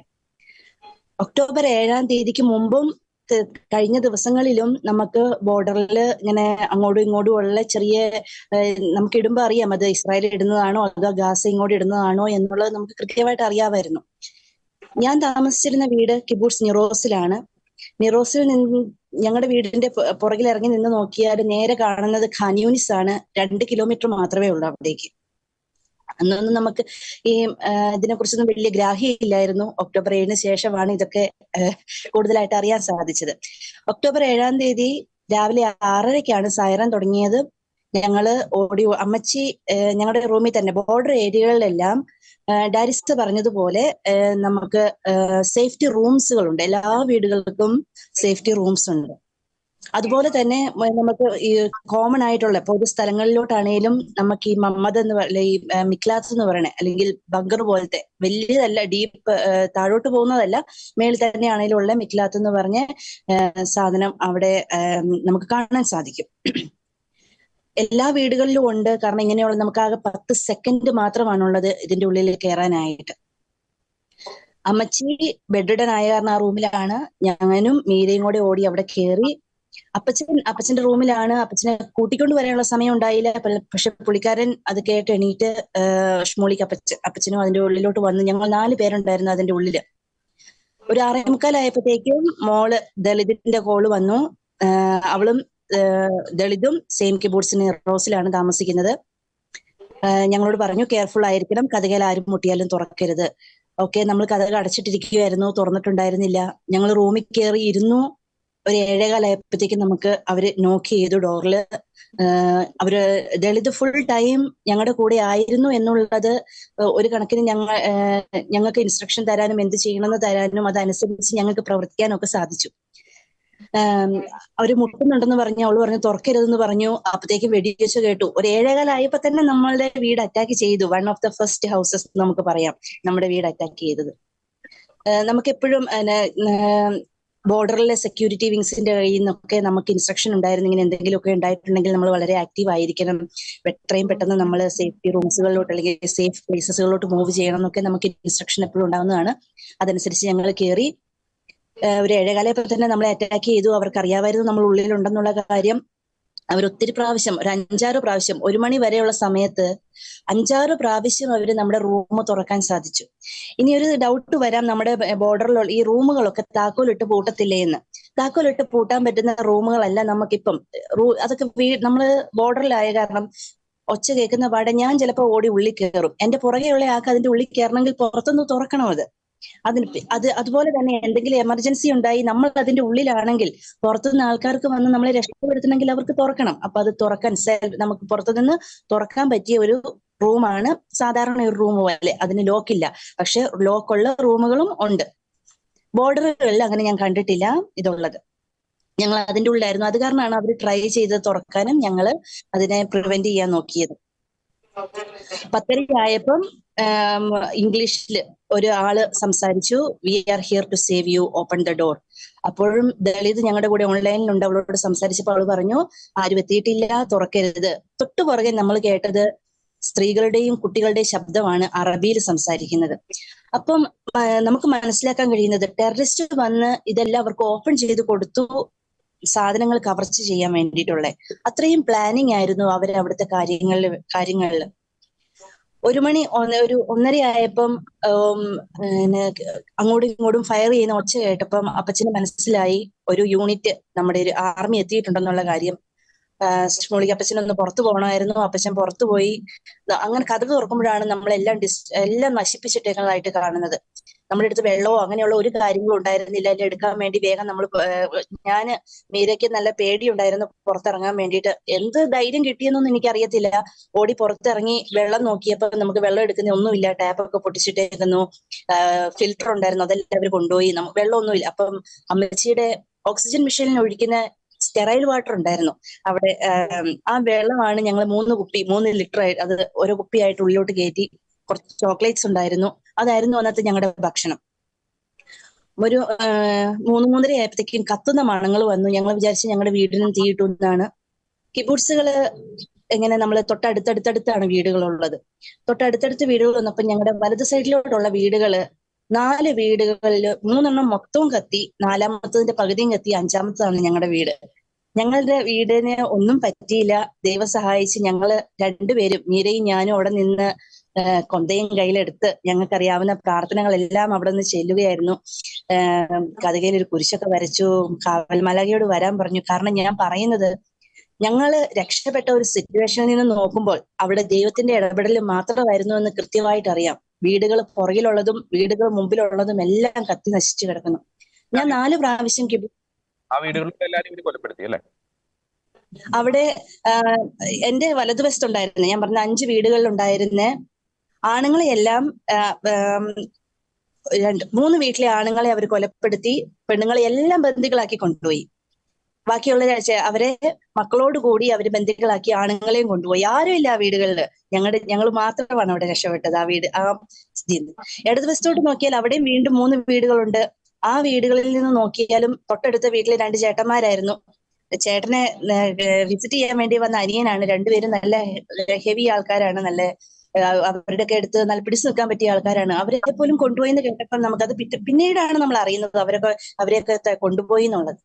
ഒരു 10-12 മണി ആയപ്പം അന്നേ ദിവസം തന്നെ നമ്മൾ അറിഞ്ഞായിരുന്നു ആൾക്കാരെ തട്ടിക്കൊണ്ടുപോയല്ല, ബന്ദികളാക്കി കൊണ്ടുപോയി എന്ന് അറിഞ്ഞു. പക്ഷെ കൊലപാതകം ഉണ്ടെന്ന് നമ്മൾ അറിഞ്ഞില്ല.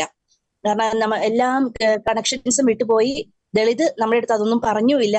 അത് പറയാതിരുന്നു നന്നായി. നമുക്ക് ഇച്ചിരി കൂടെ ബോൾഡായിട്ട് അവിടെ നിൽക്കാൻ പറ്റി. 7 മണി ആയപ്പം അമ്മച്ചിയുടെ മോൻ ഇത്തായി വിളിച്ച് ഞങ്ങളോട് പറഞ്ഞു, ആർമി നമ്മുടെ വീട്ടിലോട്ട് വരുന്നുണ്ട്. ഒരു 4 മണിയൊക്കെ ആയി. 4 മണി കഴിഞ്ഞപ്പോഴത്തേക്കും ആർമി വന്നിരുന്നു. അവരെ റെസ്ക്യൂ ചെയ്ത് തുടങ്ങിയായിരുന്നു ഒരു സൈഡിൽ നിന്ന്. കാരണം ഞങ്ങളുടെ വീടായിരുന്നു ഏറ്റവും അറ്റത്തുള്ളത്. അപ്പം അവിടുന്ന് ഒരു സൈഡിൽ നിന്ന് വന്നു കഴിഞ്ഞപ്പോൾ ഞങ്ങളായിരുന്നു ഏറ്റവും അവസാനം റെസ്ക്യൂ ചെയ്യാൻ ഉണ്ടായിരുന്ന ആൾക്കാർ. 7 മണി ആയപ്പോഴത്തേക്കും വിളിച്ചു പറഞ്ഞു ആർമി വരുന്നുണ്ട്. കാരണം കതകെ വന്ന മുട്ടിയെ നമുക്ക് അറിയത്തില്ലല്ലോ ആരാന്ന്.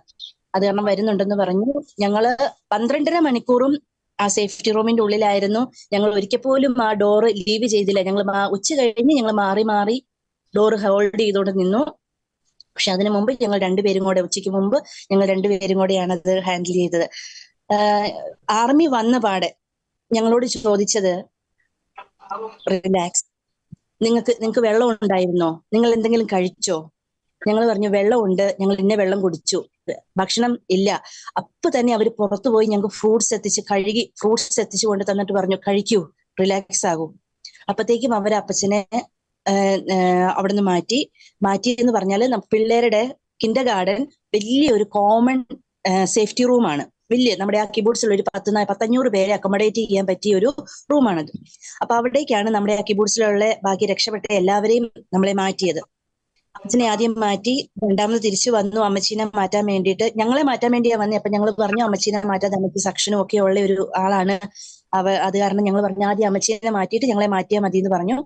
അപ്പൊ നോക്കുമ്പോഴാണ് വീൽ ചെയർ എല്ലാം അവർ കൊണ്ടുപോയിരുന്നു. ഒന്നും ഉണ്ടായിരുന്നില്ല. പിന്നെ ഷവർ ചെയ്യുന്ന ഒരു വീൽ ചെയർ ഉണ്ടായിരുന്നു. അതിൽ പില്ലോ ഒക്കെ പാക്ക് ചെയ്താണ് അമ്മച്ചീനെ അവർ കൊണ്ടുപോയത്. ഞങ്ങളുടെ കൂടെ വീട്ടിൽ 4 സോൾജിയേഴ്സ് ആ വീട്ടിൽ നിന്നതിന് ശേഷമാണ് അമ്മച്ചീനെ കൊണ്ട് അവർ പോയത്. ഞങ്ങൾ ആ സമയത്ത് മൊത്തം ആ സോൾജിയേഴ്സ് ഞങ്ങൾക്ക് കാവലായിട്ട് അവിടെ ഉണ്ടായിരുന്നു. അത് കഴിഞ്ഞ് ഒരു 8-9 സോൾജിയേഴ്സ് വന്നു. എന്നെയും മീരേനെയും അവരുടെ നടുക്ക് ഏറ്റവും സേഫ് ആയിട്ട് അവരുടെ നടുക്ക് നിർത്തിയിട്ട് അവർ ഞങ്ങൾക്ക് ചുറ്റും വട്ടം നിന്നിട്ടാണ് ഞങ്ങളെ അവര് ആ റൂമിലോട്ട് കിൻഡർ ഗാർഡനിലോട്ട് ഞങ്ങളെ കൊണ്ടുപോയത്. പുറത്തിറങ്ങി നോക്കിയപ്പം വീടുകളിൽ നിന്ന് കത്തുന്നതാ കാണുന്നത്. വെടിമരുന്നിന്റെ ശബ്ദം. ഞങ്ങളുടെ വീടിന്റെ മുൻവശത്തൊക്കെ ഗ്രനേഡ് ഇട്ടിട്ടുണ്ടായിരുന്നു. അപ്പൊ എല്ലാം മൊത്തം തുളയായേക്കുമായിരുന്നു. മൊത്തം ഇരുന്ന് കത്തുന്ന വീടുകളൊക്കെ ഇങ്ങനെ ഇരുന്ന് അതൊക്കെ ഭയാനക. ഇപ്പോഴും എനിക്ക് ഓർക്കുമ്പോ അതൊന്നും നമുക്ക് ഓർക്കാൻ ആഗ്രഹിക്കാത്ത കാര്യങ്ങൾ അതൊക്കെ. ഗാസയുടെ സൈഡിൽ നിന്ന് മിസൈലുകൾ തീക്കൊണ്ടുമായിട്ട് ഇങ്ങനെ വന്നുകൊണ്ടിരിക്കുവാണ്, അലാം അടിച്ചുകൊണ്ടിരിക്കുവാണ്. പക്ഷെ സോൾജിയേഴ്സ് വളരെ കെയർഫുൾ ആയിട്ട് ഞങ്ങളെ അവിടെ കൊണ്ടുപോയാക്കി. അവിടെ ചെന്ന് കഴിഞ്ഞപ്പോഴാണ് അറിയുന്നത് ഒത്തിരി പേരെ കൊലപ്പെടുത്തിയെന്നും അതിലധികം പേരെ തട്ടിക്കൊണ്ടുപോയി എന്നുള്ളതൊക്കെ അറിഞ്ഞത്. ഇതിന് ശേഷം അന്നേ ദിവസം തന്നെ ഒരു 9 മണി കഴിഞ്ഞപ്പോഴത്തേക്ക്, ഒരു 10-11 മണി ആയപ്പോഴത്തേക്ക് ഞങ്ങളെ അവിടുന്ന് സൊറോക്ക എന്ന് പറഞ്ഞൊരു ആശുപത്രിയിലോട്ട് കൊണ്ടുപോവുകയും അവിടുന്ന് ഒരു കെയർ ഹോമിലോട്ടും ഒരു 10-20 ദിവസത്തിന് ശേഷം ഞങ്ങള് കിബൂട്സ് ഗ്യാൻഷ്മോയിൽ എന്ന് ഹദേര എന്ന് പറഞ്ഞ സ്ഥലത്തെ ഒരു കിബൂട്സിലോട്ട് ഞങ്ങൾ മാറ്റുകയും ചെയ്തു. അവിടെ വെച്ച് ഫെബ്രുവരിയിൽ അപ്പച്ചൻ മരിക്കുകയും ഓഗസ്റ്റ് അവസാനം അമ്മച്ചി മരിക്കുകയും ചെയ്തു. ഇപ്പൊ ഒരു പുതിയ ജോലിയിലാണ്. ഒരാഴ്ചയായുള്ളൂ കയറിയിട്ട്. ഞങ്ങൾ മീരയും ഞാനും ഇപ്പൊ രണ്ട് സ്ഥലത്താണ് വർക്ക് ചെയ്യുന്നത്. ഇവിടെ വന്നതിന് ശേഷമാണ് ഈ വീട്ടിലാണെങ്കിലും സേഫ് റൂം ഇല്ല. ഞാനിപ്പോ ടെലവീവിന് ഒരു 20 മിനിറ്റേ ഉള്ളൂ ഞാൻ താമസിക്കുന്ന സ്ഥലത്ത് നിന്ന് ടെലവീവിലോട്ട്. ഇവിടെയൊന്നും ഇതുവരെ ഇങ്ങനെ അറ്റാക്സുകൾ ഉണ്ടാകാത്ത കാരണം ഇവിടെ സേഫ് റൂമുകൾ നമുക്ക് എല്ലാ വീടുകളിലും കാണാൻ സാധിക്കില്ല. കാരണം ഡെസ്റ്റേച്ചി പറഞ്ഞതുപോലെ പഴയ വീടുകൾക്ക്, കാരണം അങ്ങനെ ഒരു സാഹചര്യങ്ങൾ ഉണ്ടാകാത്ത സ്ഥലങ്ങളിൽ കോമൺ ബങ്കറുകൾ മാത്രമേ നമുക്ക്, സേഫ് റൂമുകൾ മാത്രമേ നമുക്ക് കാണാൻ കഴിയുള്ളൂ. അപ്പൊ ഞാനിവിടെ വന്നപ്പോ അവരോട് ഇങ്ങനെ പറഞ്ഞായിരുന്നു, ഞാൻ ഇതിന്റെ ഒരു വിക്ടിം, ഒക്ടോബർ 7-ന്റെ ഒരു വിക്ടിമാണ്, അതിലുണ്ടായിരുന്നതാണ്, ചില ബുദ്ധിമുട്ടുകളുണ്ട്, അത് കാരണം നിങ്ങളൊരു സേഫ് റൂം എനിക്ക് അറേഞ്ച് ചെയ്യാൻ പറ്റുമോ? കാരണം അമ്മച്ചിയും വീക്കായി വരുന്ന ഒരു സിക്നസ് ആണ്. അപ്പം അങ്ങനെ ഉണ്ടെങ്കിൽ അവര് ഓൾറെഡി, ഞാൻ വന്നിട്ട് ഒരാഴ്ചയായുള്ളൂ, അവര് ഓൾറെഡി അതിനുള്ള പേപ്പർ വർക്കുകൾ മൂവ് ചെയ്ത് കഴിഞ്ഞു. കാരണം അത്രയ്ക്കും സുരക്ഷ ഓരോ ഇൻഡിവിജ്വലിനും കൊടുക്കുന്ന ഒരു രാജ്യമാണ് ഇസ്രായേല്. അത് സ്വദേശി ആയിക്കോട്ടെ, വിദേശി ആയിക്കോട്ടെ, ആരോഗ്യമുള്ളവരായിക്കോട്ടെ, ആരോഗ്യം ഇല്ലാത്തവരായിക്കോട്ടെ, എല്ലാവർക്കും തുല്യമായ ഒരു വാല്യൂ കൊടുക്കുന്ന ഒരു രാജ്യമാണ് ഇസ്രായേല്. നമ്മൾ ചെയ്യേണ്ടത്, ഹോം ഫ്രണ്ട് നമുക്ക് തരുന്ന കമാൻഡ്സ് നമ്മൾ അനുസരിക്കണം. ഇവര് ചെറുപ്പം തൊട്ടേ കുഞ്ഞുങ്ങളെ പഠിപ്പിക്കുന്ന കാര്യം അതാണ്. അനുസരണം അവരുടെ ജീവിതത്തിന്റെ ഒരു ഭാഗമാണ്. അത് കാരണം അവരെപ്പോഴും അവർക്ക് കൊടുക്കുന്ന നിർദ്ദേശങ്ങൾക്ക് അപ്പുറത്തേക്ക് അവർ പോകാറില്ല. അതാണ് ഇവിടുത്തെ ജനങ്ങൾ, ഇവിടുത്തെ കാഷ്വാലിറ്റി കുറയ്ക്കാനുള്ള ഒരു കാരണം അത് തന്നെയാണ്. സുരക്ഷിതരായി. നമ്മുടെ ചർച്ചയുടെ ഏറ്റവും ലാസ്റ്റ് ഘട്ടത്തിലേക്ക് വരുമ്പോൾ ഷനി, നമുക്കറിയാം ഈ ഹമാസ് പോലും വിചാരിച്ചു കാണില്ല തങ്ങൾക്ക് ഇത്രയും ഒരു ഫാൻ ബേസ് ഇവിടെ ഉണ്ടെന്ന്. കേരളത്തിന്റെ ഒരു പശ്ചാത്തലത്തിലാണ് ഞാൻ പറയുന്നത്. ഇത്രത്തോളം അതിക്രൂരമായി ഇസ്രായേൽക്കാരെ കൊന്നൊടുക്കിയ ഈ ഒരു ഭീകര സംഘടന, നമുക്ക് മനുഷ്യ പിശാചുക്കൾ എന്ന് പോലും പറഞ്ഞു കഴിഞ്ഞാൽ അത് കുറഞ്ഞു പോകുന്നതാണ് എനിക്ക് തോന്നുന്നത്. അത്തരത്തിലുള്ള ക്രൂരതകളാണ് അവർ കാട്ടിയത്, പിഞ്ചു കുഞ്ഞുങ്ങൾ മുതൽ പ്രായമായിട്ടുള്ള വ്യക്തികൾക്ക് നേരെ. അവരെ ഒന്ന് ഭീകരർ എന്ന് വിളിക്കാനുള്ള ഒരു നട്ടെല്ല് നമ്മുടെ പല രാഷ്ട്രീയ നേതാക്കൾക്കും നമ്മുടെ മാധ്യമങ്ങൾക്കും ഇല്ല എന്ന ഒരു നടുക്കുന്ന ഒരു യാഥാർത്ഥ്യമാണ് ഈ ഒക്ടോബർ 7-ന് ശേഷം മലയാളി സമൂഹം തിരിച്ചറിഞ്ഞത്. ഒരു തമാശയായിട്ട് വേണമെങ്കിൽ നമുക്ക് പറയാൻ സാധിക്കും. നമ്മൾ ഈ തമാശയായിട്ട് പറയുന്ന ഒരു ഡയലോഗ് ഉണ്ട്. ചിലപ്പോൾ ഈ ഹമാസ് ഭീകരർ ഈ കേരളത്തിൽ തങ്ങളുടെ ഒരു ആരാധന വൃന്ദത്തെയൊക്കെ കാണുമ്പോൾ ചിലപ്പോൾ അവർ പറയാൻ സാധ്യതയുള്ള ഡയലോഗാണ്, തങ്ങൾക്ക് മാത്രമാണോ വട്ടായത്, നാട്ടുകാർക്ക് മുഴുവൻ വട്ടായതാണോ എന്ന് ചിലപ്പോൾ അവർ പറഞ്ഞാൽ അവർ കുറ്റം പറയാൻ സാധിക്കില്ല. അപ്പോൾ ഈ കേരളത്തിൽ ഈ ഹമാസിനെ വെള്ളപൂശുന്ന ഈ ഒരു മനോഭാവം അല്ലെങ്കിൽ ഈ ഒരു പ്രവണത അവിടെ ജോലി ചെയ്യുന്ന മലയാളി സമൂഹത്തിന് അല്ലെങ്കിൽ ഇന്ത്യൻ കമ്മ്യൂണിറ്റിക്ക് എത്രത്തോളം ഒരു നാണക്കേട് സൃഷ്ടിക്കുന്നുണ്ട് ഷൈനി? ഇതിനകത്ത് മെയിനായിട്ട് നമുക്ക് പറയാനുള്ളത്, നാട്ടിലിരുന്നു കൊണ്ടോ അല്ലെങ്കിൽ ഇസ്രായേലിലല്ലാതെ മറ്റ് രാജ്യങ്ങളിൽ ഇരുന്നു കൊണ്ടോ ഇവിടുത്തെ കാര്യങ്ങൾ എത്രത്തോളം ആളുകൾക്ക് മനസ്സിലാവുന്നുണ്ടെന്നുള്ളത് ഒരു വലിയ ഒരു ഫാക്റ്റാണ്. ഈ പറയുന്ന ഞങ്ങളൊക്കെ ആണെങ്കിലും ഞാൻ നേരത്തെ പറഞ്ഞതുപോലെ ഇസ്രായേലിലേക്ക് ജോലിക്ക് വന്നതിന് ശേഷമാണ് ഇസ്രായേലിനെ കുറിച്ച് കൂടുതൽ പഠിക്കുകയും മനസ്സിലാക്കുകയും ചെയ്തത്. അപ്പൊ ആ ഒരു ഇസ്രായേലിനെ കുറിച്ചുള്ള പൂർണ്ണമായ ഒരു വിവരം ഇല്ലാത്തത് അല്ലെങ്കിൽ അറിവില്ലാത്തത് നമ്മുടെ നാട്ടിലെ ആൾക്കാരുടെ ഒരു വലിയ ഒരു നെഗറ്റീവാണ്. നമ്മുടെ നാട്ടിലെ ആൾക്കാരുടെ കാര്യങ്ങൾ കാണുന്നതും മനസ്സിലാക്കുന്നതും ഒക്കെ മാധ്യമങ്ങളെ നോക്കിയിട്ടാണ്. മാധ്യമങ്ങൾ എന്ത് പറയുന്നു, മാധ്യമങ്ങൾ എന്താണ് നമ്മളിലേക്ക് പങ്കുവെക്കുന്നത്, അതൊക്കെ ഒരു വലിയ ഒരു ഫാക്റ്റാണ്. നമ്മുടെ നാട്ടിലെ എനിക്ക് തോന്നുന്നു ഏറ്റവും കൂടുതൽ ആൾക്കാർ നമ്മുടെ നാട്ടിൽ ഇപ്പൊ ഒരു പ്രായമായ ആൾക്കാർ മാത്രമേ വീടുകളിലൊക്കെ ഉള്ളൂ. അവരുടെ ആകപ്പാടെയുള്ള ആശ്രയം മാധ്യമങ്ങൾ തന്നെയാണ്. TV കാണുന്നു, ന്യൂസ് കാണുന്നു, പത്രം വായിക്കുന്നു, ഇതൊക്കെയാണ്. നമ്മുടെ നാട്ടിലെ മാധ്യമങ്ങൾ കൂടുതലും ന്യൂസ് കൊടുക്കുന്നതും റിപ്പോർട്ട് ചെയ്യുന്നതും ഒക്കെ മറ്റ് മിഡിൽ ഈസ്റ്റ് രാജ്യങ്ങളിൽ നിന്നുള്ള മാധ്യമങ്ങളുടെ റിപ്പോർട്ടൊക്കെ നോക്കിയിട്ടാണ്. അല്ലാതെ ഇവിടുന്ന് ഇസ്രായേലിൽ നിന്ന് ഡയറക്റ്റ് ആയിട്ട് നേരിട്ട് കാര്യങ്ങൾ അറിയാനോ അല്ലെങ്കിൽ ആ കാര്യങ്ങൾ മനസ്സിലാക്കിയിട്ടൊന്നും അല്ല നാട്ടിലെ മാധ്യമങ്ങളൊന്നും റിപ്പോർട്ട് ചെയ്യുന്നതോ അല്ലെങ്കിൽ കാര്യങ്ങൾ മറ്റുള്ളവരിലേക്ക് എത്തിക്കുന്നതോ. മിഡിൽ ഈസ്റ്റുകളിൽ നിന്നുള്ള മാധ്യമങ്ങളുടെ റിപ്പോർട്ട് നോക്കിക്കഴിഞ്ഞാൽ തീർച്ചയായിട്ടും അവര് ഇസ്രായേലിനെതിരായിട്ട് മാത്രമേ റിപ്പോർട്ട് ചെയ്യുകയുള്ളൂ, കാര്യങ്ങൾ അവതരിപ്പിക്കുകയുള്ളൂ. അപ്പൊ ഇവിടെ എന്താണ് ശരിക്കും യാഥാർത്ഥ്യം എന്താണെന്നുള്ളത് മനസ്സിലാക്കാതെയാണ് നാട്ടിലെ മാധ്യമങ്ങൾ റിപ്പോർട്ട് ചെയ്യുന്നത്. ഒന്നാമത്തെ കാര്യം. കഴിഞ്ഞ വർഷം ഈ യുദ്ധം തുടങ്ങിയ സമയത്ത് ആ ഒരു സമയത്തൊക്കെ നാട്ടിൽ നിന്ന് ഒരുപാട് മാധ്യമങ്ങൾ വിളിക്കുകയും ഈ പറയുന്ന ഞാനാണെങ്കിലും ഡെയ്സി ആണെങ്കിലും ഒക്കെ ഞങ്ങൾ പല ന്യൂസ് ചാനലുകൾക്കും വേണ്ടിയിട്ടും ഒക്കെ ലൈവായിട്ടൊക്കെ ഇരുന്ന് റിപ്പോർട്ടിംഗ് ഒക്കെ ചെയ്തിട്ടുണ്ട്. പക്ഷെ അന്നേരമൊക്കെ ഞങ്ങൾ മനസ്സിലാക്കിയ ഒരു കാര്യം എന്ന് പറയുന്നത്, നമ്മൾ ഇവിടെ കാണുന്ന നേർക്കാഴ്ചകളല്ല അവർക്ക് വേണ്ടത്. അവർക്ക് വേണ്ടത് അവരെന്ത് ആഗ്രഹിക്കുന്നു, അവരെന്താണ് കേരളത്തിലെ സമൂഹത്തിനോട് അല്ലെങ്കിൽ ലോകത്തിനോട് കൊടുക്കാൻ ആഗ്രഹിക്കുന്നത് എന്നുള്ളത്, അതാണ് നമ്മളിൽ നിന്ന് അവർ പ്രതീക്ഷിക്കുന്നത്. അത് നമ്മളുടെ കയ്യിൽ ഇല്ല. ഇപ്പൊ കഴിഞ്ഞ ദിവസം ഡെയ്സി അത് പരസ്യമായിട്ട് ഫേസ്ബുക്കിൽ വന്ന് പ്രതികരിക്കുകയുണ്ടായി ആ ഒരു കാര്യത്തിൽ. നാട്ടിലെ മാധ്യമങ്ങൾ ആഗ്രഹിക്കുന്ന രീതിയിലുള്ള ഒരു റിപ്പോർട്ട് നമ്മുടെ കയ്യിൽ ഇല്ല കൊടുക്കാൻ. കാരണം നമ്മൾ കാണുന്ന നേർക്കാഴ്ചകൾ മാത്രമേ നമുക്ക് പറയാൻ പറ്റുകയുള്ളൂ. ഞങ്ങളൊക്കെ ലൈവിൽ പോയിരുന്ന് ഉള്ള കാര്യങ്ങൾ പറയുമ്പോഴും അവരിങ്ങോട്ട് തിരിച്ച് മറുചോദ്യങ്ങൾ ചോദിക്കുവാണ്. എന്നാലും നിങ്ങൾക്ക് ആശങ്കയില്ലേ, എന്നാലും നിങ്ങൾക്ക് ആശങ്കയില്ലേ. അതായത് അവരിലേക്ക് നമ്മളെ എത്തിക്കാനുള്ള ഒരു ശ്രമമായിട്ടാണ് ഞങ്ങൾക്ക് പലർക്കും തോന്നിയിട്ടുള്ളത്. അതുകൊണ്ട് തന്നെ ഈ വർഷം പല ചാനലുകാരും വിളിച്ചിട്ടും ഞങ്ങൾ ആരും സഹകരിച്ചിട്ടില്ല. ഒരുമാതിരിപ്പെട്ട ആൾക്കാരൊന്നും ഇവിടുന്ന് സഹകരിച്ചിട്ടില്ല. കാരണം നമ്മൾ ഇവിടുന്ന് പറയുന്നതല്ല അവർക്ക് വേണ്ടത്. അതാണ് ഒരു മാധ്യമധർമ്മം. പിന്നെ രണ്ടാമത്തെ കാര്യം എന്ന് പറയുന്നത്, നാട്ടിലെ മാധ്യമങ്ങളെല്ലാം തന്നെ രാഷ്ട്രീയവൽക്കരിക്കപ്പെട്ട മാധ്യമങ്ങളാണ് ഇന്ന് നമുക്ക് നേരിൽ കാണാൻ പറ്റുന്നതല്ല. രാഷ്ട്രീയം എന്ത് പറയുന്നോ, രാഷ്ട്രീയം എന്ത് സപ്പോർട്ട് ചെയ്യുന്നോ അതിനെ ക്രോഡീകരിച്ച് കാണിക്കാനാണ് മാധ്യമങ്ങൾക്ക് ഉത്സാഹം. ഏത് രാഷ്ട്രീയമാണോ അവരെ സപ്പോർട്ട് ചെയ്യുന്നത്, ആ രാഷ്ട്രീയം ഏതു ഭാഗത്താണോ അങ്ങനെയേ മാധ്യമങ്ങൾ സംസാരിക്കുകയുള്ളൂ. പ്രത്യേകിച്ച് നാട്ടില് ഇപ്പൊ ജൂതന്മാരൊന്നുമില്ല, ജൂതന്മാരാരും വോട്ട് ചെയ്യാനില്ല. അതിപ്പോ ഏത് രാഷ്ട്രീയ പാർട്ടി ആയിക്കോട്ടെ, കമ്മ്യൂണിസം ആയിക്കോട്ടെ, കോൺഗ്രസ് ആയിക്കോട്ടെ, BJP ആയിക്കോട്ടെ, ഏത് രാഷ്ട്രീയ പാർട്ടിക്കാർക്കായാലും നാട്ടില് വോട്ട് ചെയ്യാനായിട്ട് അല്ലെങ്കിൽ ഒരു വോട്ട് ബാങ്ക് എന്ന് പറയുന്നത് ആ ഒരു ലക്ഷ്യം മാധ്യമങ്ങളിൽ എപ്പോഴും പ്രതിഫലിച്ച് കാണുന്നുണ്ട്. നാട്ടിലെ യൂതന്മാരെ വോട്ട് ചെയ്യാനില്ല. അതുകൊണ്ട് തന്നെ വോട്ട് നോക്കി, വോട്ട് ബാങ്ക് നോക്കി മാത്രമേ നാട്ടിലെ മാധ്യമങ്ങൾ സംസാരിക്കുകയുള്ളൂ, നാട്ടിലെ മാധ്യമങ്ങൾ കാര്യങ്ങൾ അവതരിപ്പിക്കുകയുള്ളൂ. അതിൽ നിന്ന് വ്യത്യസ്തമായിട്ട് നിൽക്കുന്ന വളരെ ചുരുക്കം മാധ്യമങ്ങളുണ്ട്. അവരോടൊക്കെയാണ് ഞങ്ങൾ സഹകരിച്ചുകൊണ്ടിരിക്കുന്നത്. ഇപ്പൊ ഉദാഹരണം പറഞ്ഞാല്, മതപരമായിട്ട് നമ്മൾ നോക്കിയാല് ഇപ്പൊ ഇതിവിടെ പറയാൻ പറ്റുമെന്ന് എനിക്കറിയില്ല. ജോസഫ് മാഷിനെ ആ ഒരു സംഭവത്തിന് ശേഷം നമ്മൾ കണ്ടുവരുന്ന ഒരുപാട് പ്രവണതകള് ക്രിസ്ത്യൻ സമൂഹത്തിന്റെ ഇടയിൽ തന്നെ നമുക്ക് കാണാൻ, നമുക്ക് മുന്നിൽ തന്നെ നേർക്കാഴ്ചകളായിട്ടുണ്ട്, അല്ലെ? അപ്പോ ആ ഒരു വോട്ട് ബാങ്ക് എന്നുള്ളത് നോക്കി തന്നെയാണ് നാട്ടിലെ മാധ്യമങ്ങൾ റിപ്പോർട്ട് കൊടുക്കുന്നതും കാര്യങ്ങൾ അവതരിപ്പിക്കുന്നതും. ഇത് കണ്ടിട്ടാണ് നാട്ടിലെ ആൾക്കാർ കാര്യങ്ങൾ മനസ്സിലാക്കുന്നത്. അതുകൊണ്ട് തന്നെ നാട്ടിലെ ആൾക്കാരെ നമ്മൾ കുറ്റം പറഞ്ഞിട്ട് കാര്യമില്ല. അവര് നോക്കുമ്പോൾ ഇസ്രായേൽ കിരാതന്മാരാണ്. ആ ഒരു രീതിയിലാണ് ആൾക്കാർ മനസ്സിലാക്കുന്നത്. ഇനി രണ്ടാമത്തെ കാര്യം, ഏറ്റവും അടുത്തായിട്ട് ഇവിടെ നമ്മുടെ ഈ ഒക്ടോബർ 7-ാം തീയതി യുദ്ധത്തിന് ശേഷമാണ് എനിക്ക് തോന്നുന്നു ഏറ്റവും കൂടുതൽ മലയാളികൾ ഇസ്രായേലിലേക്ക് ജോലിക്കായിട്ട് വന്നത്.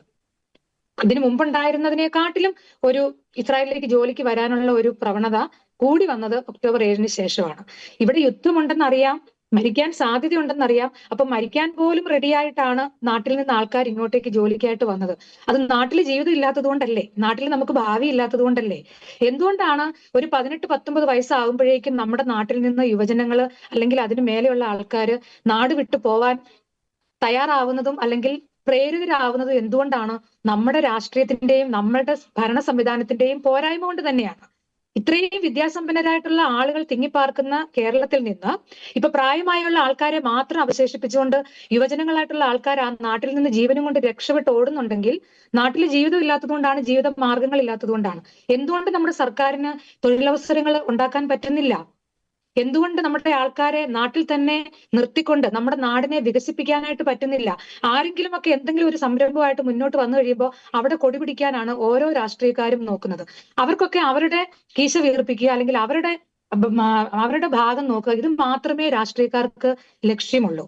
അപ്പൊ അങ്ങനെ ഒരു സംവിധാനം ഉള്ളത് കൊണ്ട് തന്നെ ഒരുപാട് ആൾക്കാർ പ്രത്യേകിച്ച് ഇസ്രായേലിലേക്ക്, എനിക്ക് തോന്നുന്നു മറ്റുള്ള യൂറോപ്യൻ രാജ്യങ്ങളിലേക്ക് പോകുന്നതിനെക്കാട്ടിലും കൂടുതൽ ആളുകൾ ഈ 2023 ഒക്ടോബർ 7-ന് ശേഷം ഇസ്രായേലിലേക്ക് ജോലിക്കായിട്ട് വന്നിട്ടുണ്ട്. ഈ അഗ്രികൾച്ചർ മേഖലയിലാണെങ്കിലും കൺസ്ട്രക്ഷൻ മേഖലയിലാണെങ്കിലും കെയർ ഗീവിംഗ് മേഖലയിലാണെങ്കിലും ഓരോ മേഖലയിലും വന്നിരിക്കുന്ന ആൾക്കാര് ഈ രണ്ട് ഭരണപക്ഷത്തിന്റെയും പ്രതിപക്ഷത്തിന്റെയും നേതാക്കൾക്ക് വേണ്ടി കൊടി പിടിച്ച് നടന്ന ആൾക്കാരാണ്. അവിടെ ജീവിതമാർഗം ഇല്ലാത്തത് കൊണ്ടാണ് ഇസ്രായേലിലേക്ക് വന്നത്. പക്ഷെ ഇവിടെ ഞങ്ങൾ ജോലി ചെയ്യുന്ന സമയത്ത് പോലും കേരളത്തിലെ ഈ തീവ്രവാദത്തെ സപ്പോർട്ട് ചെയ്യുന്ന ഈ ഒരു മനോഭാവം അത് നമ്മളെ ഭയങ്കരമായിട്ട് വേദനിപ്പിക്കുന്നുണ്ട്. അതിന് ഏറ്റവും ഉത്തമമായ ഉദാഹരണമാണ് ഈ വളരെ അടുത്ത 2-3 ദിവസങ്ങളായിട്ട് നമ്മുടെ മുഖ്യമന്ത്രിയുടെ പത്രസമ്മേളനങ്ങളും അദ്ദേഹത്തിന്റെ പ്രഖ്യാപനങ്ങളും അദ്ദേഹത്തിന്റെ പ്രസ്താവനകളും അദ്ദേഹത്തിന്റെ അഭിപ്രായങ്ങളും. തീവ്രവാദത്തെ സപ്പോർട്ട് ചെയ്തുകൊണ്ട് തന്നെയാണ് അദ്ദേഹം ഓരോ പത്രസമ്മേളനങ്ങളിലും ഓരോ പബ്ലിക് മീഡിയകളിലും വന്നിരുന്ന് സംസാരിക്കുന്നത്. തീവ്രവാദത്തെ സപ്പോർട്ട് ചെയ്തുകൊണ്ട് ഇപ്പം സവിത എക്സ്പ്ലെയിൻ ചെയ്തത് നിങ്ങൾ എല്ലാവരും കേട്ടതാണ് അല്ലെ. ഞങ്ങളൊക്കെ ഇവിടെ നിന്ന് യുദ്ധഭൂമിയിൽ നിന്നുകൊണ്ട് ഇത് നേരിട്ട് കാണുന്നതാണ്. എന്താണ് ഇവിടെ ശരിക്കും സംഭവിക്കുന്നത് എന്നുള്ളത് അതുപോലും മനസ്സിലാക്കാതെ ഇത്രയും ക്രൂരമായിട്ട് ആളുകളെ പിടിച്ചുകൊണ്ട് പോവുകയും ബന്ദികളാക്കി പാർപ്പിക്കുകയും ഭക്ഷണം പോലും കൊടുക്കാതെയും ബന്ദികളാക്കി ബലാത്സംഗം ചെയ്യുകയും കുഞ്ഞുമക്കളെ പോലും കുരുതിക്ക് കൊടുക്കുകയും ഒക്കെ ചെയ്യുന്ന അതിനെ ചെറുത്തുനിൽപ്പെന്ന് വിശേഷിപ്പിക്കുകയും ഇസ്രായേല് എല്ലാ അറിയിപ്പും നൽകി അവിടേക്ക് എന്താ പറയാ ഈ യുദ്ധത്തിന് വേണ്ടിയിട്ട് മിസൈലുകളും ബോംബുകളും ഒക്കെ ശേഖരിച്ചു വെച്ചിരിക്കുന്ന തുരങ്കങ്ങള് അല്ലെങ്കിൽ അങ്ങനെയുള്ള സ്ഥലങ്ങളാണ് അവർ നശിപ്പിക്കുന്നത്. അതിനെ കിരാതം എന്ന് ഞാൻ നേരത്തെ പറഞ്ഞല്ലോ, കിരാതം എന്ന് വിശേഷിപ്പിക്കുകയും ചെയ്യുന്ന ഈ ഒരു മനോഭാവത്തെ നമുക്ക് വിരോധാഭാസം എന്ന് മാത്രമേ പറയാൻ പറ്റുള്ളൂ. ഈ ഒരു 2-3 ദിവസമായിട്ട് ഇവിടെ ഒരുപാട് വാട്സപ്പ് ഗ്രൂപ്പുകളുണ്ട് ഇസ്രായേലില്. ഇവിടെ ഞങ്ങൾ കാണുന്നത് ഇസ്രായേലില് ജോലി ചെയ്യുന്ന ആയിരക്കണക്കിന് വരുന്ന മലയാളികളുടെ വികാരത്തെ വ്രണപ്പെടുത്തുന്ന രീതിയിലാണ് ബഹുമാനപ്പെട്ട മുഖ്യമന്ത്രി, ഞാൻ ഇപ്പോഴും ബഹുമാനപ്പെട്ട എന്ന് ആ ഒരു വാക്ക് ഉപയോഗിക്കുന്നത് ആ ഒരു പദവിയെയാണ്. നാളെ വേറൊരാൾ ആ പദവിയിൽ വരാനിരിക്കുന്ന ആളാണ്. ആ ഒരു പദവിക്ക് അതിൻ്റെതായ ഒരു ബഹുമാനം ഉള്ളതുകൊണ്ട് തന്നെ ഞാൻ പറയാണ്, ആ ബഹുമാനം അർഹിച്ചുകൊണ്ട് തന്നെ പറയാണ്, ബഹുമാനപ്പെട്ട മുഖ്യമന്ത്രി നടത്തിക്കൊണ്ടിരിക്കുന്ന ഈ പ്രസ്താവനകള് ഇവിടെ ഇസ്രായേലിൽ ജോലി ചെയ്യുന്ന ആയിരക്കണക്കിന് മലയാളികളുടെ വികാരത്തെ വ്രണപ്പെടുത്തുന്ന രീതിയിലുള്ള സംസാരങ്ങളും പ്രസ്താവനകളുമാണ്. ഞങ്ങൾക്കതിൽ അതിയായ ബുദ്ധിമുട്ടുണ്ട്. എനിക്ക് പേഴ്സണലായിട്ട് പറയാനുള്ളത്, ഈ ഒരു തീവ്രവാദത്തെ സപ്പോർട്ട് ചെയ്യുന്ന കേരളത്തിന്റെ ഈ മനോഭാവത്തെ കേന്ദ്ര സർക്കാർ ഇടപെട്ട് ഒരു ശാസനയെങ്കിലും കൊടുക്കണം എന്നാണ്. അതാണ് ശരിക്കും വേണ്ടത്. കാരണം ഞങ്ങൾ ഇവിടെ ജോലി ചെയ്യുന്ന ആൾക്കാരെ അത് നന്നായിട്ട് ബാധിക്കുന്നുണ്ട്. ഇത് ഇംഗ്ലീഷിൽ പോലും റിപ്പോർട്ട് ചെയ്യപ്പെട്ടു. കേരളത്തിന്റെ മുഖ്യമന്ത്രി പരസ്യമായിട്ട് വന്ന് ഹിസ്ബുള്ളയെ അല്ലെങ്കിൽ ഹമാസിനെ സപ്പോർട്ട് ചെയ്യുന്നു എന്നുള്ളത് ഇംഗ്ലീഷിൽ പോലും ന്യൂസ് റിപ്പോർട്ട് ചെയ്യപ്പെടുകയുണ്ടായി. അപ്പൊ ഇതൊക്കെ ഞങ്ങളൊക്കെ ജോലി ചെയ്യുന്ന സ്ഥലങ്ങളിലെ ആൾക്കാർ വീക്ഷിച്ചുകൊണ്ടിരിക്കുകയാണ്. ഞങ്ങൾ ഇവിടെ ജോലി ചെയ്യുന്ന സമയത്ത് നമ്മൾ കാണുന്നത് ഇന്ത്യനെ എത്രമാത്രം സ്നേഹിക്കുന്ന ഇസ്രായേലിനെ എത്രമാത്രം സ്നേഹിക്കുന്ന ഇന്ത്യ. ഈ ഒരു രീതിയിലാണ് ഞങ്ങൾ ഇവിടെ ജീവിച്ചു പോകുന്നത്, ജോലി ചെയ്തു പോകുന്നത്. അപ്പൊ ഞങ്ങളെ ബാധിക്കാതെ, ഞങ്ങളുടെ ജോലിയെ ബാധിക്കാതെ, അല്ലെങ്കിൽ ഞങ്ങളുടെ ഈ ഒരു എന്താ പറയാ വികാരത്തെ വ്രണപ്പെടുത്തിക്കൊണ്ടുള്ള ഇങ്ങനെയുള്ള മനോഭാവവും പ്രസ്താവനകളും ഒക്കെ പിൻവലിക്കണമെന്ന് ഞങ്ങൾക്ക് ആഗ്രഹമുണ്ട്. ഞങ്ങളത് കേന്ദ്ര ഗവൺമെന്റിനോട് തന്നെ ഒന്ന് ഉണർത്തിക്കണമെന്ന് ഞങ്ങൾക്ക് ഭയങ്കരമായ ആഗ്രഹമുണ്ട്. അതിന്റെ 2 ദിവസമായിട്ട് ഞങ്ങൾ അതിനുള്ള ഒരു ചർച്ചയിലൊക്കെയാണ്. അതാണ് ശരിക്കും പറഞ്ഞാൽ നാട്ടിലെ മാധ്യമങ്ങളുടെ റിപ്പോർട്ടിങ്ങിനെ കുറിച്ചും ഇനി അതുപോലെ തന്നെ ഇവിടെ 2 സഹോദരങ്ങളെ നമുക്ക് ഈ യുദ്ധത്തിൽ നഷ്ടപ്പെട്ടു. 2021 യുദ്ധത്തിൽ സൗമ്യ എന്ന സഹോദരിയെ നഷ്ടപ്പെട്ടു. ഈ വർഷത്തെ യുദ്ധത്തിൽ പാറ്റ് നിവിൻ എന്ന കൊല്ലം സ്വദേശിയായ സഹോദരനെ ഞങ്ങൾക്ക് നഷ്ടപ്പെട്ടു. ഈ 2 സമയത്തും ഒരു ആദരാഞ്ജലി പോലും അർപ്പിക്കാനായിട്ട് മനസ്സില്ലാത്ത സർക്കാരായിരുന്നു നമ്മളുടെ സർക്കാർ. കേന്ദ്ര സർക്കാർ വരെ ആദരാഞ്ജലികൾ അർപ്പിച്ചു. പക്ഷെ നമ്മുടെ സർക്കാർ അത് കണ്ടില്ല എന്ന് അങ്ങനെ പോയ ഒരു മെന്റാലിറ്റിയാണ് നമ്മൾ കണ്ടത്. കുവൈറ്റിലെ ഒരു ആക്രമണത്തില് തലയിൽ തട്ടുണ്ടായിരുന്ന ഒരു നേഴ്സ് മരിച്ചപ്പോ അവളെ മാലാഖ എന്ന് വിശേഷിപ്പിച്ചു. അതേസമയം സൗമ്യ മരിച്ചപ്പോ ഇസ്രായേലിലെ മിസൈൽ ആക്രമണത്തില് മരിച്ച മലയാളി യുവതി തലയിൽ തട്ടമില്ലാത്തത് കൊണ്ട് സൗമ്യ വെറും മലയാളി യുവതിയും തലയിൽ തട്ടമുള്ളത് കൊണ്ട് മറ്റൊരാള് മാലാഖയുമായി. ഇതൊക്കെയാണ് നമ്മുടെ നാട്ടിൽ നിന്ന് ഞങ്ങൾക്ക് കിട്ടുന്ന പ്രതികരണങ്ങളും ഞങ്ങൾക്ക് കിട്ടുന്ന സപ്പോർട്ടും. ഞങ്ങൾ ഇവിടെ ഒരുപാട് ആയിരക്കണക്കിന് മലയാളികൾ ജോലി ചെയ്യുന്നുണ്ട്. പ്രതിമാസം എത്ര കോടി രൂപയാണ് നാട്ടിലേക്ക് ഞങ്ങളുടെ ശമ്പളമായിട്ട് നാട്ടിലേക്ക് വരുന്നത്. അതൊക്കെ എല്ലാവർക്കും വേണം. ഏതെങ്കിലും ഒരു രാഷ്ട്രീയ പിരിവിനായിട്ട് വന്നാൽ നിങ്ങളുടെ മോൾ അല്ലെങ്കിൽ മരുമകൾ അല്ലെങ്കിൽ മകൻ അല്ലെങ്കിൽ മരുമകൻ ഇസ്രായേലിലല്ലേ ജോലി ചെയ്യുന്നേ, ഇത്ര ശമ്പളമില്ലേ, ഇങ്ങോട്ട് പോരട്ടെ, എല്ലാം ഇങ്ങോട്ട് പോരട്ടെ. പക്ഷെ ഞങ്ങൾക്കൊരു സപ്പോർട്ട് വരേണ്ട സമയത്തോ ആ ഒരു സമയത്തൊന്നും ഈ രാഷ്ട്രീയക്കാരെ ആരെയും കാണാനില്ല, ഒരു മാധ്യമങ്ങളെയും കാണാനില്ല, ഒന്നുമില്ല. എപ്പോഴും ഇസ്രായേലിനെതിരെ സംസാരിക്കാനായിട്ട് ആരൊക്കെ തയ്യാറാണോ അവരെ അവർ സപ്പോർട്ട് ചെയ്യും. അതിൽ ഞങ്ങൾക്ക് നല്ല ഖേദമുണ്ട്. Okay, yes. ഇസ്രായേലിലെ മലയാളി സമൂഹം, പ്രത്യേകിച്ച് ഇവിടുത്തെ ഭരണകൂടവും മാധ്യമങ്ങളും കാണിക്കുന്ന ഒരു തീവ്രവാദ ഒരു മൃദു സമീപനത്തിനെതിരെ അവരുടെ ഒരു വികാരമാണ് ഷനി പങ്കുവച്ചത്. ഞാൻ ഡാരിസിലേക്ക് വരികയാണ്. ഡാരിസ്, ഈ ഈ മലയാളത്തിൽ അല്ലെങ്കിൽ കേരളത്തിന്റെ ഒരു പശ്ചാത്തലത്തിൽ തന്നെയാണ് ഞാൻ ചോദ്യങ്ങൾ ചോദിക്കാൻ ആഗ്രഹിക്കുന്നത്. ഒന്ന്, ഈ ഒരു ഒക്ടോബർ 7 സംഭവ വികാസത്തിന് ശേഷം ചിലരൊക്കെ ഇവിടെ പറയുന്ന ഒരു കാര്യമുണ്ട്, ഇസ്രായേലിന്റെ പ്രോഡക്റ്റുകളൊക്കെ ബഹിഷ്കരിക്കുക എന്നൊരു കാര്യം. ഇസ്രായേലിന്റെ പ്രോഡക്റ്റ് ഒക്കെ ഇവർ ബഹിഷ്കരിക്കാൻ പോയി കഴിഞ്ഞാൽ വല്ല കാളവണ്ടിയും പിടിച്ച് 4-ാം നൂറ്റാണ്ടിലേക്കോ 6-ാം നൂറ്റാണ്ടിലേക്കോ ഒക്കെ പോകേണ്ട ഒരു സാഹചര്യമാണ്. ഒരു കോമഡിയാണ്. ഒരു യൂത്ത് എന്ന നിലയിൽ ആ ഒരു ബഹിഷ്കരണ ആഹ്വാനത്തെ താങ്കൾ എങ്ങനെ നോക്കിക്കാണുന്നു? ഒപ്പം തന്നെ ഇസ്രായേലിൽ ജോലി ചെയ്യുന്ന ഒരു പ്രവാസി മലയാളി എന്ന നിലയിൽ ഇവർ നേരിട്ടുകൊണ്ടിരിക്കുന്ന ഈ ഒരു പ്രതിസന്ധികളിൽ അല്ലെങ്കിൽ ഈ ആക്രമണങ്ങളിൽ ഇസ്രായേൽ കാണിക്കുന്ന ആ ഒരു പോരാട്ട വീര്യത്തെ അങ്ങ് എങ്ങനെ വിലയിരുത്തുന്നു? ഡാരിസ് അൺമ്യൂട്ട് ചെയ്യാമോ? സോറി ചേട്ടാ. ആദ്യ ചോദ്യത്തിലേക്ക് വരികയാണെങ്കിൽ, ഇസ്രായേലിന്റെ കാര്യങ്ങളെ ബഹിഷ്കരിക്കാൻ പോയി കഴിഞ്ഞു കഴിഞ്ഞാല് നമ്മൾ ഇപ്പൊ ഉടുത്തിരിക്കുന്ന ഉടുപ്പ് ഊരിയിട്ടിട്ട് നമ്മളങ്ങ് മാറി ഇങ്ങനെ നമസ്കരിച്ച് നിൽക്കുക എന്ന് വേണമെങ്കിൽ പറയാം. പച്ച മലയാളത്തിൽ പറയുകയാണെങ്കിൽ, ഇന്ന് യഹൂദൻ കണ്ടുപിടിക്കാത്ത എന്ത് കാര്യങ്ങളാണ് ലോകത്തുള്ളത്? നമ്മൾ ഉപയോഗിക്കുന്ന ഇപ്പം ഏറ്റവും അത്യാധുനികമായിട്ട് നമ്മൾ ഉപയോഗിച്ചുകൊണ്ടിരിക്കുന്ന മൊബൈൽ വരെ യഹൂദന്റെ സംഭാവനയാണ്. നമ്മൾ ഉപയോഗിക്കുന്ന ഡ്രസ്സ്, നമ്മൾ ഉപയോഗിക്കുന്ന പേന, നമ്മൾ ഉപയോഗിക്കുന്ന വണ്ടി, നമ്മൾ ഉപയോഗിക്കുന്ന ഓരോ കാര്യങ്ങളും യഹൂദന്റെ സംഭാവനയാണ്. അപ്പോ ഇവര് ഇസ്രായേലിനെ എതിർത്ത് പറയുന്നവർ പോലും ഈ ഫേസ്ബുക്കിലൂടെയോ വാട്സാപ്പിലൂടെയോ ഒക്കെ ആയിരിക്കുമല്ലോ ഇവരെ എതിർക്കുന്നത്. അതുപോലും യഹൂദന്റെ സംഭാവനയാണ് എന്നുള്ള തിരിച്ചറിവ് ഇവർക്ക് എന്നുണ്ടാകുന്നോ അന്ന് ഇവർ രക്ഷപ്പെടും. എനിക്ക് തോന്നുന്നു അത് മാത്രമേ എനിക്ക് ആ ഒരു കാര്യത്തില് അഭിപ്രായം പറയാനായിട്ടുള്ളൂ. രണ്ടാമത് ചോദിച്ച ചോദ്യത്തിലേക്ക്, നമ്മുടെ ഇസ്രായേൽ ജനതയുടെ പോരാട്ട വീര്യം. നമ്മുടെ നിയമാവർത്തന പുസ്തകം അതിന്റെ 6-ാമത്തെ അധ്യായം അതിന്റെ 4-ാമത്തെ തിരുവചനം ഇപ്രകാരം പറയുന്നത്: ഇസ്രായേലെ കേൾക്കുക, നമ്മുടെ ദൈവമായ കർത്താവ് ഒരേ ഒരു കർത്താവാണ്. നിങ്ങളുടെ ദൈവമായ കർത്താവിനെ പൂർണ്ണ ഹൃദയത്തോടും പൂർണ്ണ ആത്മാവോടും പൂർണ്ണ ശക്തിയോടും പൂർണ്ണ മനസ്സോടും കൂടി സ്നേഹിക്കുക. ഓരോ യഹൂദന്റെ മനസ്സിലും ഉള്ള ഒരു തിരുവചനമാണ്. പ്രത്യേകിച്ച് തോറയാണ് അവരുടെ അടിസ്ഥാന പ്രമാണം. തോറയിലെ 5-ാമത്തെ പുസ്തകമായ നിയമാവർത്തനത്തിൽ ഏറ്റവും പ്രധാനപ്പെട്ട ഓരോ യഹൂദന്റെ മനസ്സിലുമുള്ള വാക്യമാണത്. ഇസ്രായേലെ കേൾക്കുക, നിങ്ങളുടെ ദൈവമായ കർത്താവാണ് ഒരേ ഒരു കർത്താവ്. ആ കർത്താവ് ഇവർക്ക് നൽകിയ ഇവരുടെ രാജ്യത്ത് ജീവിക്കുക, ജനിക്കുക, ജീവിക്കുക, മരിക്കുക എന്നുള്ളത് ഓരോ യഹൂദന്റെയും അടിസ്ഥാന പ്രമാണമാണ്. 10 കൽപ്പനയോടൊപ്പം ഓരോ യഹൂദന്റെയും അടിസ്ഥാന പ്രമാണമാണ് അവർക്ക് ദൈവം നൽകിയ രാജ്യത്ത് ജനിക്കുക, ജീവിക്കുക, മരിക്കുക. അതിനായിട്ട് അവര് എന്തും ചെയ്യും. ഏറ്റവും ഒടുവിൽ ലെബനോന്റെ യുദ്ധം വന്നു.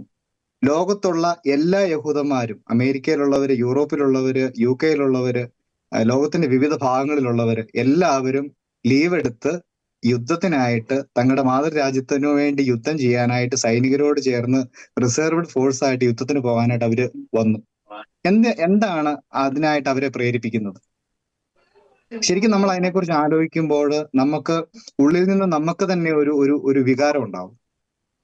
അത്രമാത്രം അചഞ്ചലമായ വിശ്വാസം, അത്രമാത്രം അചഞ്ചലമായ ദേശസ്നേഹം, അതോടൊപ്പം തന്നെ അത്യാധുനിക ശേഷിയുള്ള യുദ്ധ ടാങ്കുകള്, മിസൈലുകള്, ഇതൊക്കെ കണ്ടുപിടിക്കാനുള്ള ബുദ്ധിശക്തിയും ഇച്ഛാശക്തിയും അറിവും ഇതൊക്കെ ഇവർക്ക് എവിടുന്ന് കിട്ടുന്നു?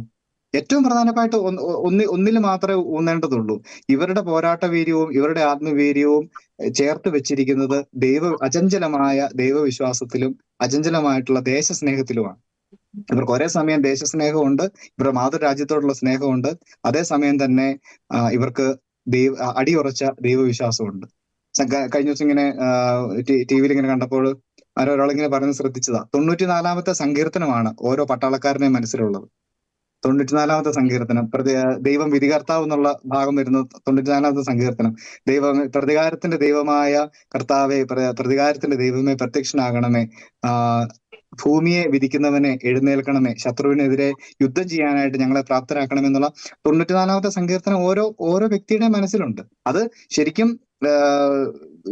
വെറുതെ പ്രതികാരം ചെയ്യുവല്ല, തങ്ങളെ നശിപ്പിക്കുന്ന, തങ്ങളുടെ മാതൃരാജ്യത്തെ നശിപ്പിക്കുന്ന, തങ്ങളുടെ സമ്പദ് വ്യവസ്ഥയെ നശിപ്പിക്കുന്ന, തങ്ങളുടെ വിശ്വാസത്തെ നശിപ്പിക്കുന്ന, കുഞ്ഞുങ്ങളെ, സ്ത്രീകളെ, കുട്ടികളെ, വൃദ്ധരെ നശിപ്പിക്കുന്ന ശത്രുവിനെതിരെ പോരാടുക എന്നുള്ളതാണ്. അത് എല്ലാവരെയും നശിപ്പിക്കുക എന്നുള്ളത്, ലോകത്തെ നശിപ്പിക്കുക എന്നുള്ളതല്ലല്ലോ ഇസ്രായേലിന്റെ ഇത്. തങ്ങൾക്കെതിരെ പോരാടുന്ന തീവ്രവാദികൾക്കെതിരെ പോരാടുക എന്നുള്ളതാണ്. അതിനെതിരെ അവർ ഒരുമിച്ച് നിൽക്കും. ഒപ്പം തന്നെ ഇസ്രായേലിന്റെ അതിർത്തി പ്രദേശങ്ങളെ കുറിച്ച് നമ്മളെല്ലാം ചർച്ച ചെയ്തു. Egypt, Lebanon, Jordan, Syria, Iraq, Iran, Libya, അതുപോലെ എല്ലാ രാജ്യത്തു നിന്നും ഒരുപോലെ ആക്രമണം വരുമ്പം ഇവരെ പിടിച്ചു നിർത്തുന്നത് ആദ്യം പറഞ്ഞതുപോലെ തന്നെ അചഞ്ചലമായ വിശ്വാസവും അചഞ്ചലമായിട്ടുള്ള ആ ഒരു ദേശസ്നേഹമൊക്കെയാണ്. പിന്നെ ഡെയ്സി ചേച്ചി ഇവിടെ സൂചിപ്പിച്ചതുപോലെ ശത്രുക്കൾക്കെതിരെ പോരാടുമ്പോൾ ഇവർക്കുള്ള ഈ ഒരു യോജിപ്പുണ്ട് അല്ലെ. നമ്മുടെ വീട്ടിൽ എന്ത് വഴക്കും ഉണ്ടാവും, വീട്ടിൽ വഴക്കുകൾ ഉണ്ടാവും, പക്ഷെ പുറത്തുനിന്ന് ഒരാൾ ഞങ്ങളെ അങ്ങനെ ചൊറിയാനായിട്ട് വരണ്ട എന്നുള്ളൊരു തത്വം ഉണ്ടല്ലോ.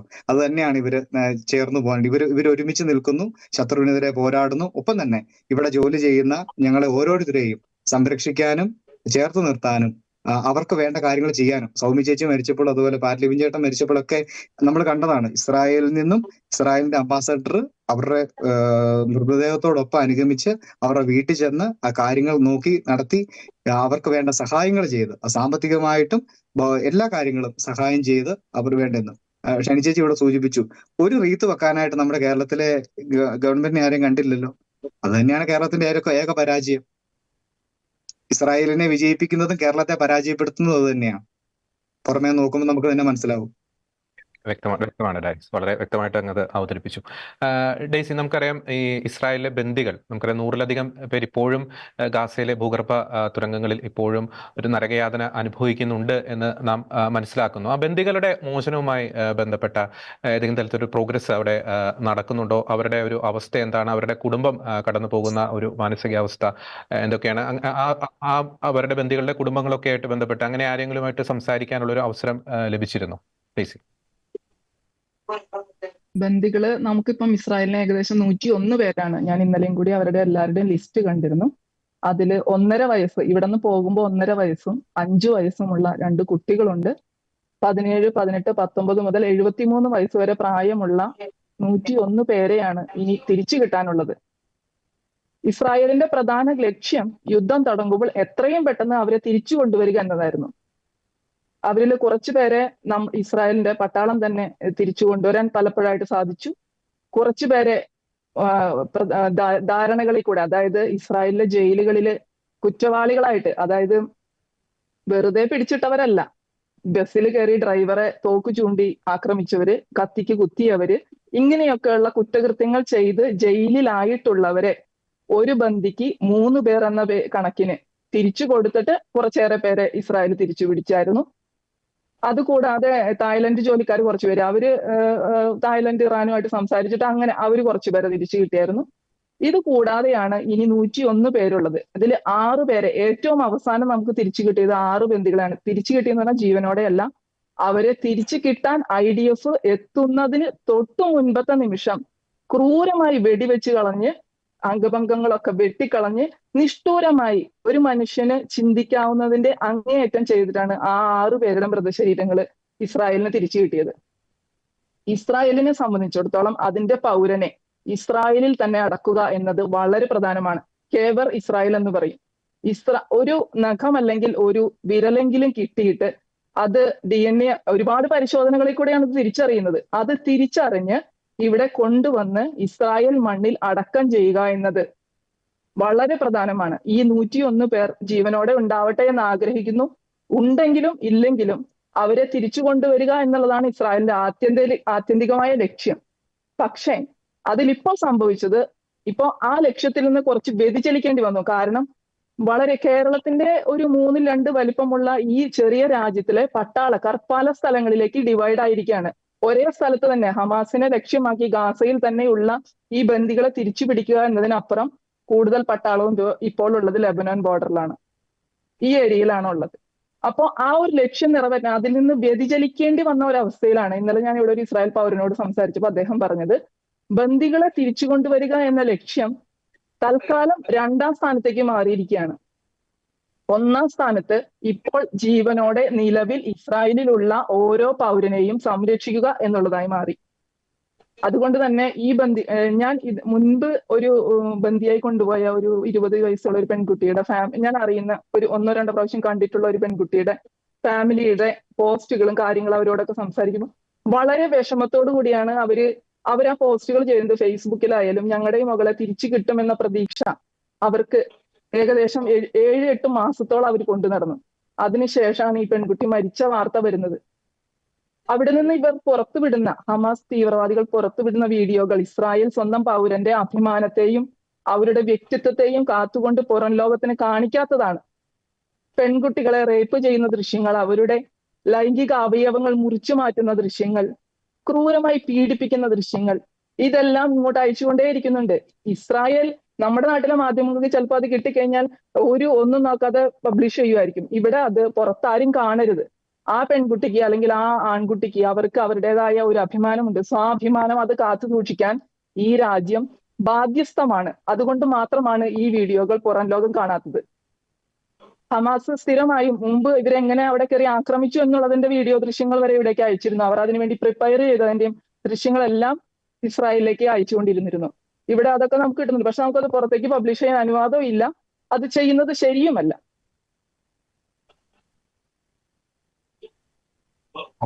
ഓക്കെ വ്യക്തമാണ്. അതുമായി ബന്ധപ്പെട്ട കാര്യങ്ങളല്ലേ അങ്ങ് പങ്കുവച്ചത് അല്ലേ? കൂടുതൽ അതിനെപ്പറ്റി സവിത, ഞാൻ ജോർജ് സാറെ, ഈ ബന്ദികളെ കുറിച്ച് 2-3 കാര്യങ്ങൾ ഞാൻ ചെറിയ 2 കാര്യം ഞാനൊന്ന് പറഞ്ഞോട്ടെ. അതായത് ഞാനിവിടെ ജോലി ചെയ്യുന്ന ഒരു സ്ഥാപനം, ഈ സ്ഥാപനത്തിൽ ഇവിടുത്തെ ഒരു വർക്കറിന്റെ 2 ബ്രദേഴ്സ് ബന്ദികളിലുണ്ട്. ബന്ദികളായിട്ട് പോയിരിക്കുന്ന ആൾക്കാരുടെ കൂട്ടത്തിലുണ്ട്. അവർ ഇരട്ട സഹോദരന്മാരായിരുന്നു. അവര് ആ ഒരു ഗാസ ബോർഡറിൽ അന്ന് നടന്ന പാർട്ടിയിൽ, ഡെയ്സി നേരത്തെ സൂചിപ്പിച്ച പോലെ ആ ഒരു നേച്ചർ പാർട്ടിയിൽ പങ്കെടുത്തുകൊണ്ടിരുന്ന സമയത്ത് ബന്ദികളായിട്ട് കൊണ്ടുപോയ ആൾക്കാരാണ്. ആദ്യ ദിവസങ്ങളിൽ അവർ ആ കൂട്ടത്തിൽ ഉണ്ടോ ഇല്ലയോ എന്നുള്ളത് അവർക്ക് അറിയില്ലായിരുന്നു. മരിച്ചുപോയി എന്നാണ് വിചാരിച്ചത്. കിട്ടിയ മൃതദേഹങ്ങളിലൊക്കെ പോയി നോക്കിയിട്ടൊന്നും ആ ഒരു എന്റെ ഒപ്പം ഒരു 3-4 വർഷമായിട്ട് ജോലി ചെയ്യുന്ന ഒരാളുടെ അനുഭവമാണ് ഞാൻ ഈ പറയുന്നത്. ആളുടെ ഇരട്ട സഹോദരന്മാര്. ഈ ബ്രദർ തന്നെ പോയിട്ട് കണ്ടുകിട്ടിയ മൃതദേഹങ്ങളിലൊക്കെ പോയി നോക്കിയിട്ടും തന്റെ സഹോദരന്മാരുടെ മൃതദേഹങ്ങൾ കണ്ടില്ല. അപ്പോഴും പ്രതീക്ഷ ഉണ്ടായിരുന്നു ബന്ദികളുടെ കൂട്ടത്തിലുണ്ട് എന്നുള്ളത്. കുറെ നാളുകൾക്ക് ശേഷം ലിസ്റ്റൊക്കെ വന്നിട്ടും പിക്ചേഴ്സ് ഒക്കെ വന്നിട്ടും ആ കൂട്ടത്തിലും അവരെ കണ്ടുപിടിക്കാൻ പറ്റിയില്ല. അവര് മരിച്ചോ അല്ലെങ്കിൽ ബന്ദികളുടെ കൂട്ടത്തിലുണ്ടോ എന്ന് പോലും അറിയത്തില്ല. ഞാൻ കുറെ നാളുകളിലൂടെ കടന്നുപോയി. അതിനുശേഷം പിന്നീട് മനസ്സിലായി ബന്ദികളുടെ കൂട്ടത്തിലുണ്ട് എന്നുള്ളത്. എങ്ങനെയാണ് മനസ്സിലായതെന്ന് വെച്ചാൽ, ആദ്യത്തെ 2 ആൾക്കാരുണ്ടല്ലോ, അവരെ ഇവര് നേരിട്ട് പോയി കണ്ട് സംസാരിച്ചപ്പോ അവർ ഓൾറെഡി അവിടെ വെച്ച് ഗാസയിൽ വെച്ചിട്ട് ഈ സഹോദരന്മാരെ കണ്ടു. അവരുടെ ഒപ്പം ഉണ്ടായിരുന്നു. ഇവർ ഇരട്ട സഹോദരന്മാരാണെന്ന് മനസ്സിലാക്കിക്കൊണ്ട് എന്നാ പിന്നെ അവരെ തിരിച്ചേക്കാന്ന് അവരെയും വേർതിരിച്ച് 2 ഗ്രൂപ്പിലേക്ക് കൊണ്ടുപോയി അവരാ പിരിഞ്ഞു പോകുന്ന സമയത്തെ അവരുടെ ആ ഒരു കരച്ചിലും ബഹളവും ഒക്കെ അവര് പങ്കുവയ്ക്കുന്ന ആ ഒരു വികാരം ഉണ്ടല്ലോ, അതൊക്കെ നമ്മളിങ്ങനെ നേരിട്ട് കേൾക്കുമ്പോൾ ഉള്ള ഒരു വിഷമമുണ്ട്. അതായത് ഇത്രയും നാളായിട്ടും ഈ ഒരു 30-32 വയസ്സ് വരെ 28 വയസ്സ് വീതമുള്ള 2 സഹോദരന്മാരാണ്. ജനിച്ച അന്ന് മുതൽ അവരെവിടെയായിരുന്നോ എല്ലായിടത്തും അവർ ഒരുമിച്ചായിരുന്നു. ആ പാർട്ടിയിലും അവർ ഒരുമിച്ചായിരുന്നു. ബന്ദികളായിട്ട് കൊണ്ടുപോയതും ഒരുമിച്ചായിരുന്നു. എന്നിട്ട് അവിടെ ചെന്നതിന് ശേഷം ഇരട്ടകളാണെന്ന് അറിഞ്ഞുകൊണ്ട് തന്നെ അതൊക്കെ എത്ര ക്രൂരമായിട്ടൊന്ന് ആലോചിച്ച് നോക്കി. അവരെ വേർതിരിക്കുക, 2 ഗ്രൂപ്പായിട്ട് മാറ്റുക. ഇപ്പോഴും അവരവിടെ തന്നെയാണ്. അവർ ജീവിച്ചിരിപ്പുണ്ടോ മരിച്ചിട്ടുണ്ടോ ഒന്നും അറിയില്ല. അവർ 3 സഹോദരന്മാരായിരുന്നു. ആ സഹോദരൻ ഇപ്പോ ആ സംഭവത്തിന് ശേഷം ഇന്ന് വരെ ജോലിക്ക് വരികയോ അല്ലെങ്കിൽ ഒന്നും. ഈ കഴിഞ്ഞ ദിവസം ആ സഹോദരന്മാരുടെ ജന്മദിനമായിരുന്നു. ടിവിയിൽ എല്ലാവരും, നമ്മുടെ ഇസ്രായേലിൽ ജോലി ചെയ്യുന്ന എല്ലാവരും കണ്ടതാണ്. അവരുടെ വീട്ടിൽ എല്ലാവരും ഒത്തുകൂടി അവരെവിടെയെങ്കിലും ഇരുന്ന് കാണുന്നുണ്ടെങ്കിൽ കാണട്ടെ, അല്ലെങ്കിൽ എവിടെയെങ്കിലും ഇരുന്ന് എന്തെങ്കിലും ജീവനോടെ വന്നാൽ അറിയട്ടെ എന്ന് വിചാരിച്ചിട്ട് കുടുംബങ്ങളും ആ സഹോദരന്മാരും എല്ലാവരും കൂടെ കൂടിയിരുന്ന് അവർക്ക് വേണ്ടി പ്രാർത്ഥിക്കുകയൊക്കെ ചെയ്യുന്നത്. ഇതൊക്കെ ഞങ്ങൾ ഇവിടെ കാണുന്ന നേർക്കാഴ്ചകളാണ്. ഇനി അതിന്റെ കൂട്ടത്തിൽ തന്നെ ഒരു കാര്യം കൂടെ ഒന്ന് കോട്ട് ചെയ്ത് പറയാൻ ഞാൻ ആഗ്രഹിക്കുന്നത്, ഞാൻ നേരത്തെ പറഞ്ഞു വന്ന കാര്യം, ഞങ്ങൾ ഇവിടെ മരണപ്പെടുന്ന അല്ലെങ്കിൽ മുറിവേൽക്കപ്പെടുന്ന ഇന്ത്യക്കാരുടെ കാര്യം പറഞ്ഞല്ലോ. ഇപ്പം സൗമ്യ മരിച്ചു, പാറ്റ്നിബിൻ മരിച്ചു. ഇവർ 2 പേരും മരിച്ച സഹോദരങ്ങളാണ്. അതുപോലെ തന്നെ പരിക്കേറ്റ സഹോദരങ്ങളുണ്ട്. അതിലൊരു സഹോദരി ഷീജ എന്ന് പറയുന്ന സഹോദരി ഈ കഴിഞ്ഞ 2 ആഴ്ചയ്ക്ക് മുമ്പ് നാട്ടിലേക്ക്, ഇവിടുത്തെ ജോലി പൂർത്തിയാക്കി നാട്ടിലേക്ക് വന്നു. നിങ്ങൾ എല്ലാവരും കണ്ടു കാണുമായിരിക്കും. ഷെക്കിനൻ ടിവിക്ക് തന്നെ ഒരു അഭിമുഖം ഷീജ തന്നിരുന്നു. അവരുടെ അനുഭവങ്ങളൊക്കെ നേരിട്ട് നിങ്ങൾ കേട്ടതാണ്. ഈ മരിച്ച സഹോദരങ്ങൾക്കാണെങ്കിലും പരിക്കേറ്റ സഹോദരങ്ങൾക്കാണെങ്കിലും അവർക്ക് എന്നു മുതലാണോ അവർ പരിക്കേൽക്കപ്പെട്ടത്, അവരിനി എത്ര നാൾ ജീവിച്ചിരിക്കുന്നു, പരിക്കേറ്റവരാണെങ്കിൽ അവരിനി എത്ര നാൾ ജീവിച്ചിരിക്കുന്നോ, ഇനി മരിച്ചവരാണെങ്കിൽ അവരുടെ മക്കള് എന്ന് പ്രായപൂർത്തിയാകുന്നോ അന്ന് വരെ അവർക്ക് ജീവിക്കാനുള്ള എല്ലാ സാമ്പത്തിക സഹായങ്ങളും ഇസ്രായേൽ ഗവൺമെന്റ് കൊടുക്കുന്നുണ്ട്. ആ ഒരു തുക പോലും ഇവിടെ നിന്ന് ഇസ്രായേലിൽ നിന്നുമാണ് നാട്ടിലേക്ക് ഒഴുകിയെത്തുന്നത്. അതുപോലും കാണാനുള്ള മനസ്സ് നമ്മുടെ കേരളത്തിന്റെ സർക്കാരിനോ അല്ലെങ്കിൽ രാഷ്ട്രീയ നേതാക്കൾക്കോ ആളുകൾക്കോ ഇല്ല. ഈ മുറിവേൽക്കപ്പെട്ട ഒരു സഹോദരന്, അതുപോലെ തന്നെ മരിച്ചുപോയ പാറ്റ്നിവിന്റെ ഫാമിലി, ഇവരുടെ രണ്ടുപേരുടെയും കാര്യത്തിൽ ചില കാര്യങ്ങളിലെങ്കിലും നേരിട്ട് ഇടപെട്ട ഒരു വ്യക്തിയാണ് ഞാൻ. ഇങ്ങനെ ഈ ഒരു ഇൻഷുറൻസിന്റെ കാര്യങ്ങൾക്കൊക്കെ എത്ര കൃത്യമായിട്ടും എത്ര എന്താ പറയാ കൃത്യമായിട്ട് ആ ഒരു സിസ്റ്റമാറ്റിക് ആയിട്ട് കാര്യങ്ങൾ ചെയ്തു കൊടുക്കുകയും അതാത് മാസങ്ങളിൽ അവർ ജീവിച്ചിരിക്കുന്ന അത്രയും നാളും അല്ലെങ്കിൽ അവരുടെ മക്കള് ജീവിച്ചിരിക്കുന്ന അത്രയും നാളും അവരുടെ സംരക്ഷണത്തിനായിട്ടുള്ള സാമ്പത്തിക സഹായം ഒക്കെ എത്തിച്ചു കൊടുക്കാനായിട്ട് ഈ ഗവൺമെന്റ് കാണിക്കുന്ന ആ ഒരു ആവേശവും അല്ലെങ്കിൽ ആ ഒരു ആത്മാർത്ഥതയും ഒക്കെ നമ്മുടെ നാട്ടിലെ ഗവൺമെന്റിനും രാഷ്ട്രീയക്കാർക്കും ഒക്കെ ഉണ്ടായിരുന്നെങ്കിൽ നമ്മുടെ നാട് എന്നേ നന്നായി പോയേനെ. അതല്ലെങ്കിൽ അത് അംഗീകരിക്കാനുള്ള ഒരു മനസ്സെങ്കിലും, അത്രയും മാത്രമേ നമ്മളൊക്കെ ആഗ്രഹിക്കുന്നുള്ളൂ. അത് തീർച്ചയായിട്ടും ഒരു കാര്യം കൂടി ഒന്ന് ഷൈനി ചേച്ചിയും കൂടി ഒന്ന് ആഡ് ചെയ്യുവാണെങ്കിൽ, അതായത് പുറമേ നോക്കുമ്പം ഇസ്രായേല് യൂത മുസ്ലിം യുദ്ധമാണല്ലോ എല്ലാവരുടെയും സംസാര വിഷയത്തില്. കഴിഞ്ഞ ദിവസം ഇസ്രായേൽ മോചിപ്പിച്ച 2 ബന്ദികള് മുസ്ലിംസ് ആയിരുന്നു. ഷൈനി ചേച്ചി അതും കൂടി ഒന്ന് ആഡ് ചെയ്യാവോ? നമ്മള് കഴിഞ്ഞ ദിവസം ഒരു പ്രായമുള്ള ഒരാളെ അല്ലേ, സിരി കമ്മ്യൂണിറ്റിപ്പെട്ട പെൺകുട്ടിയെ മോചിപ്പിച്ചിട്ടുണ്ടായിരുന്നു അത് തന്നെ. തീർച്ചയായും അത് ഇസ്ലാമിക് സ്റ്റേറ്റ് പിടിച്ച് പിന്നെ ഈ ഹമാസിന് വിറ്റ് അങ്ങനെ ഗാസയിൽ എത്തിച്ചേർന്ന ഒരു പാവപ്പെട്ട ഒരു പെൺകുട്ടിയായിരുന്നു. വളരെ കറക്റ്റാണ്. ഇസ്രായേൽക്കാരുടെ മാത്രം ഒരു സുരക്ഷയല്ല, എല്ലാ കമ്മ്യൂണിറ്റിയിൽപ്പെട്ടവരുടെ ഒരു സുരക്ഷ ഇസ്രായേൽ സൈന്യം നോക്കുന്നുണ്ട്. വളരെ വ്യക്തമാണ്. ഏറ്റവും ലാസ്റ്റായിട്ട് സബിത, നമുക്കറിയാം ഈ ഗാസ മേഖലയിൽ ഒക്ടോബർ 7-ാം തീയതി ഹമാസ് നടത്തിയ ആക്രമണം, അതിന്റെ ചിത്രങ്ങളൊക്കെ നാം കണ്ടതാണ്. അവിടെ അങ്ങ് നേരത്തെ സൂചിപ്പിച്ചു, അക്ഷരാർത്ഥത്തിൽ ആ ഒരു പ്രദേശം തന്നെ നശിപ്പിച്ചിട്ടാണ് അവർ പോയത്. ഇപ്പോൾ നിലവിലെ ആ ഒരു പ്രദേശത്തിന്റെ ഒരു അവസ്ഥ എന്താണ്? ഒരു റിക്കവറിയിലേക്ക് കാര്യങ്ങൾ പോന്നിട്ടുണ്ടോ? ഇപ്പോൾ അവിടുത്തെ ഒരു പല കമ്മ്യൂണിറ്റിയിലും ഭൂരിഭാഗം പേരെ അവർ കൊന്നൊടുക്കി. പക്ഷെ എങ്കിൽ പോലും ആ പ്രദേശത്തിന്റെ നിലവിലൊരു അവസ്ഥ, ഒപ്പം തന്നെ ഭാവിയിൽ ഒക്ടോബർ 7 അത്തരത്തിലുള്ള ഭീകരാക്രമണങ്ങൾ ആവർത്തിക്കാതിരിക്കാൻ ഈ ഗാസ മേഖലയിൽ ഇസ്രായേൽ സൈന്യം അല്ലെങ്കിൽ IDF ഒക്കെ സ്വീകരിക്കുന്ന മുൻകരുതൽ എന്തൊക്കെയാണ്? ചുരുങ്ങിയ വാക്കുകൾ സബിത. ലേറ്റ്ലി ഞാൻ ഈ കഴിഞ്ഞ തിങ്കളാഴ്ചയാണ് ഞാൻ നിറോസിൽ പോയത്. ഗാസ ബോർഡറിലായിരുന്നത്. ഇപ്പോഴും അവിടെ യുദ്ധം നടക്കുന്നുണ്ട്. നമുക്കതിന്റെ പ്രകമ്പനങ്ങളും അതിന്റെ ശബ്ദങ്ങളും ഒക്കെ നമുക്ക് കേൾക്കാം. കിബൂട്സ് നിറോസ് ഇപ്പൊ ശരിക്കും ഒരു പ്രേതാലയം പോലെയാണ്. വീടുകളാകെ വളരെ കുറച്ച് 5-6 വീടുകൾ മാത്രമാണ് ആക്രമിക്കാതുള്ളത്. അപ്പൊ അവിടെ മെയിൻ ആയിട്ട് കിബൂട്സുകൾക്കൊക്കെ കൃഷിയാണുള്ളത്. അപ്പൊ അവിടെ കൃഷിയായിട്ട് കാര്യങ്ങളൊക്കെ നോക്കുന്ന ആൾക്കാർ മാത്രമേ ഉള്ളൂ. 20ഓളം തായ്ലൻഡുകൾ ഉണ്ടായിരുന്നതിൽ 15 പേരെയാണ് ഹമാസ് അന്ന് കൊന്നത്. അവര് സേഫ് റൂമിലായിരുന്നു. അവരെ വിഷവാതകം ഉള്ളിലോട്ട് ചീറ്റി അവരെ പുറത്തു ചാടിച്ചിട്ടാണ് അവരെ കൊന്നത്. അതിൽ ബാക്കിയുള്ളവരെ തട്ടിക്കൊണ്ടുപോയി, ബാക്കി ജീവനോടെ ഉണ്ടായിരുന്നവരെ. അതിലൊരാളും കണ്ടോടി രക്ഷപ്പെട്ടു. ഇങ്ങനെയാണ്. അപ്പൊ തൊട്ടടുത്ത് വേറെ കിബൂട്സുകളിലുള്ളത് കിബൂട്സ് ബേരി, ഡേസ്റ്റേഷൻ നേരത്തെ പറഞ്ഞായിരുന്നു. കിബൂട്സ് ബേരി ഒരു ഭാഗമാണ് ആക്രമിക്കപ്പെട്ടത്. അവിടെയുള്ള ആൾക്കാരൊക്കെ ഒരു മെജോറിറ്റി ആൾക്കാർ തിരിച്ചു വന്നിട്ടുണ്ട്. കുറച്ച് പേര് ഒക്ടോബർ 7 കഴിഞ്ഞിട്ട് വരാൻ വേണ്ടിയിട്ട് നിൽക്കുന്നുണ്ട്. അവര് ഇപ്പോഴും ഹോട്ടലിലാണ്, ഡെഡ് സി ഭാഗത്താണ് അവരുള്ളത്. അവര് തിരിച്ചു വന്നിട്ടില്ല. പിന്നെ അവിടെ കിബൂട്സ് സാദ് ഉണ്ട്, കിബൂട്സ് അലൂമിം ഉണ്ട്. കിബൂട്സ് സാദും കിബൂട്സ് അലൂമിമും അത് റിലീജിയസ് കിബൂട്സുകളാണ്. ആ 2 കിബൂട്സുകൾ ഒരു കാര്യം നമ്മൾ ശ്രദ്ധിക്കേണ്ടത്, എനിക്ക് പറയാൻ ആഗ്രഹമുള്ളത്, പ്രാർത്ഥന എവിടെയൊക്കെ ഉണ്ടായിരുന്നോ, ദൈവത്തിനെ എവിടെയൊക്കെ നമ്മൾ മുന്നിൽ നിർത്തിയോ അവിടെയൊക്കെ ദൈവത്തിന്റെ രക്ഷ നമുക്ക് കാണാൻ കഴിഞ്ഞിട്ടുണ്ട്. ഈ കിബൂട്സ് സാദ് എന്ന് പറയുന്നത് റിലീജിയസ് കമ്മ്യൂണിറ്റിയാണ്. കിബൂട്സ് അലൂമിം എന്ന് പറയുന്ന കിബൂട്സ് റിലീജിയസ് കമ്മ്യൂണിറ്റിയാണ്. അവിടെ ടെററിസ്റ്റ് കയറി അറ്റാക്ക് ചെയ്തിട്ടില്ല. ഞങ്ങളുടെ വീടെന്ന് പറയുന്നത്, ഞങ്ങൾ ഇന്നും കൊന്തയില്ലുന്ന ഒരു വീടാണ്. ഞങ്ങൾ അതിൻ്റെ ഉള്ളിൽ രക്ഷപ്പെട്ടത് പ്രാർത്ഥന കൊണ്ട് മാത്രമാണ് ഞങ്ങൾ രക്ഷപ്പെട്ടത്, അതിനപ്പുറത്തേക്കില്ല.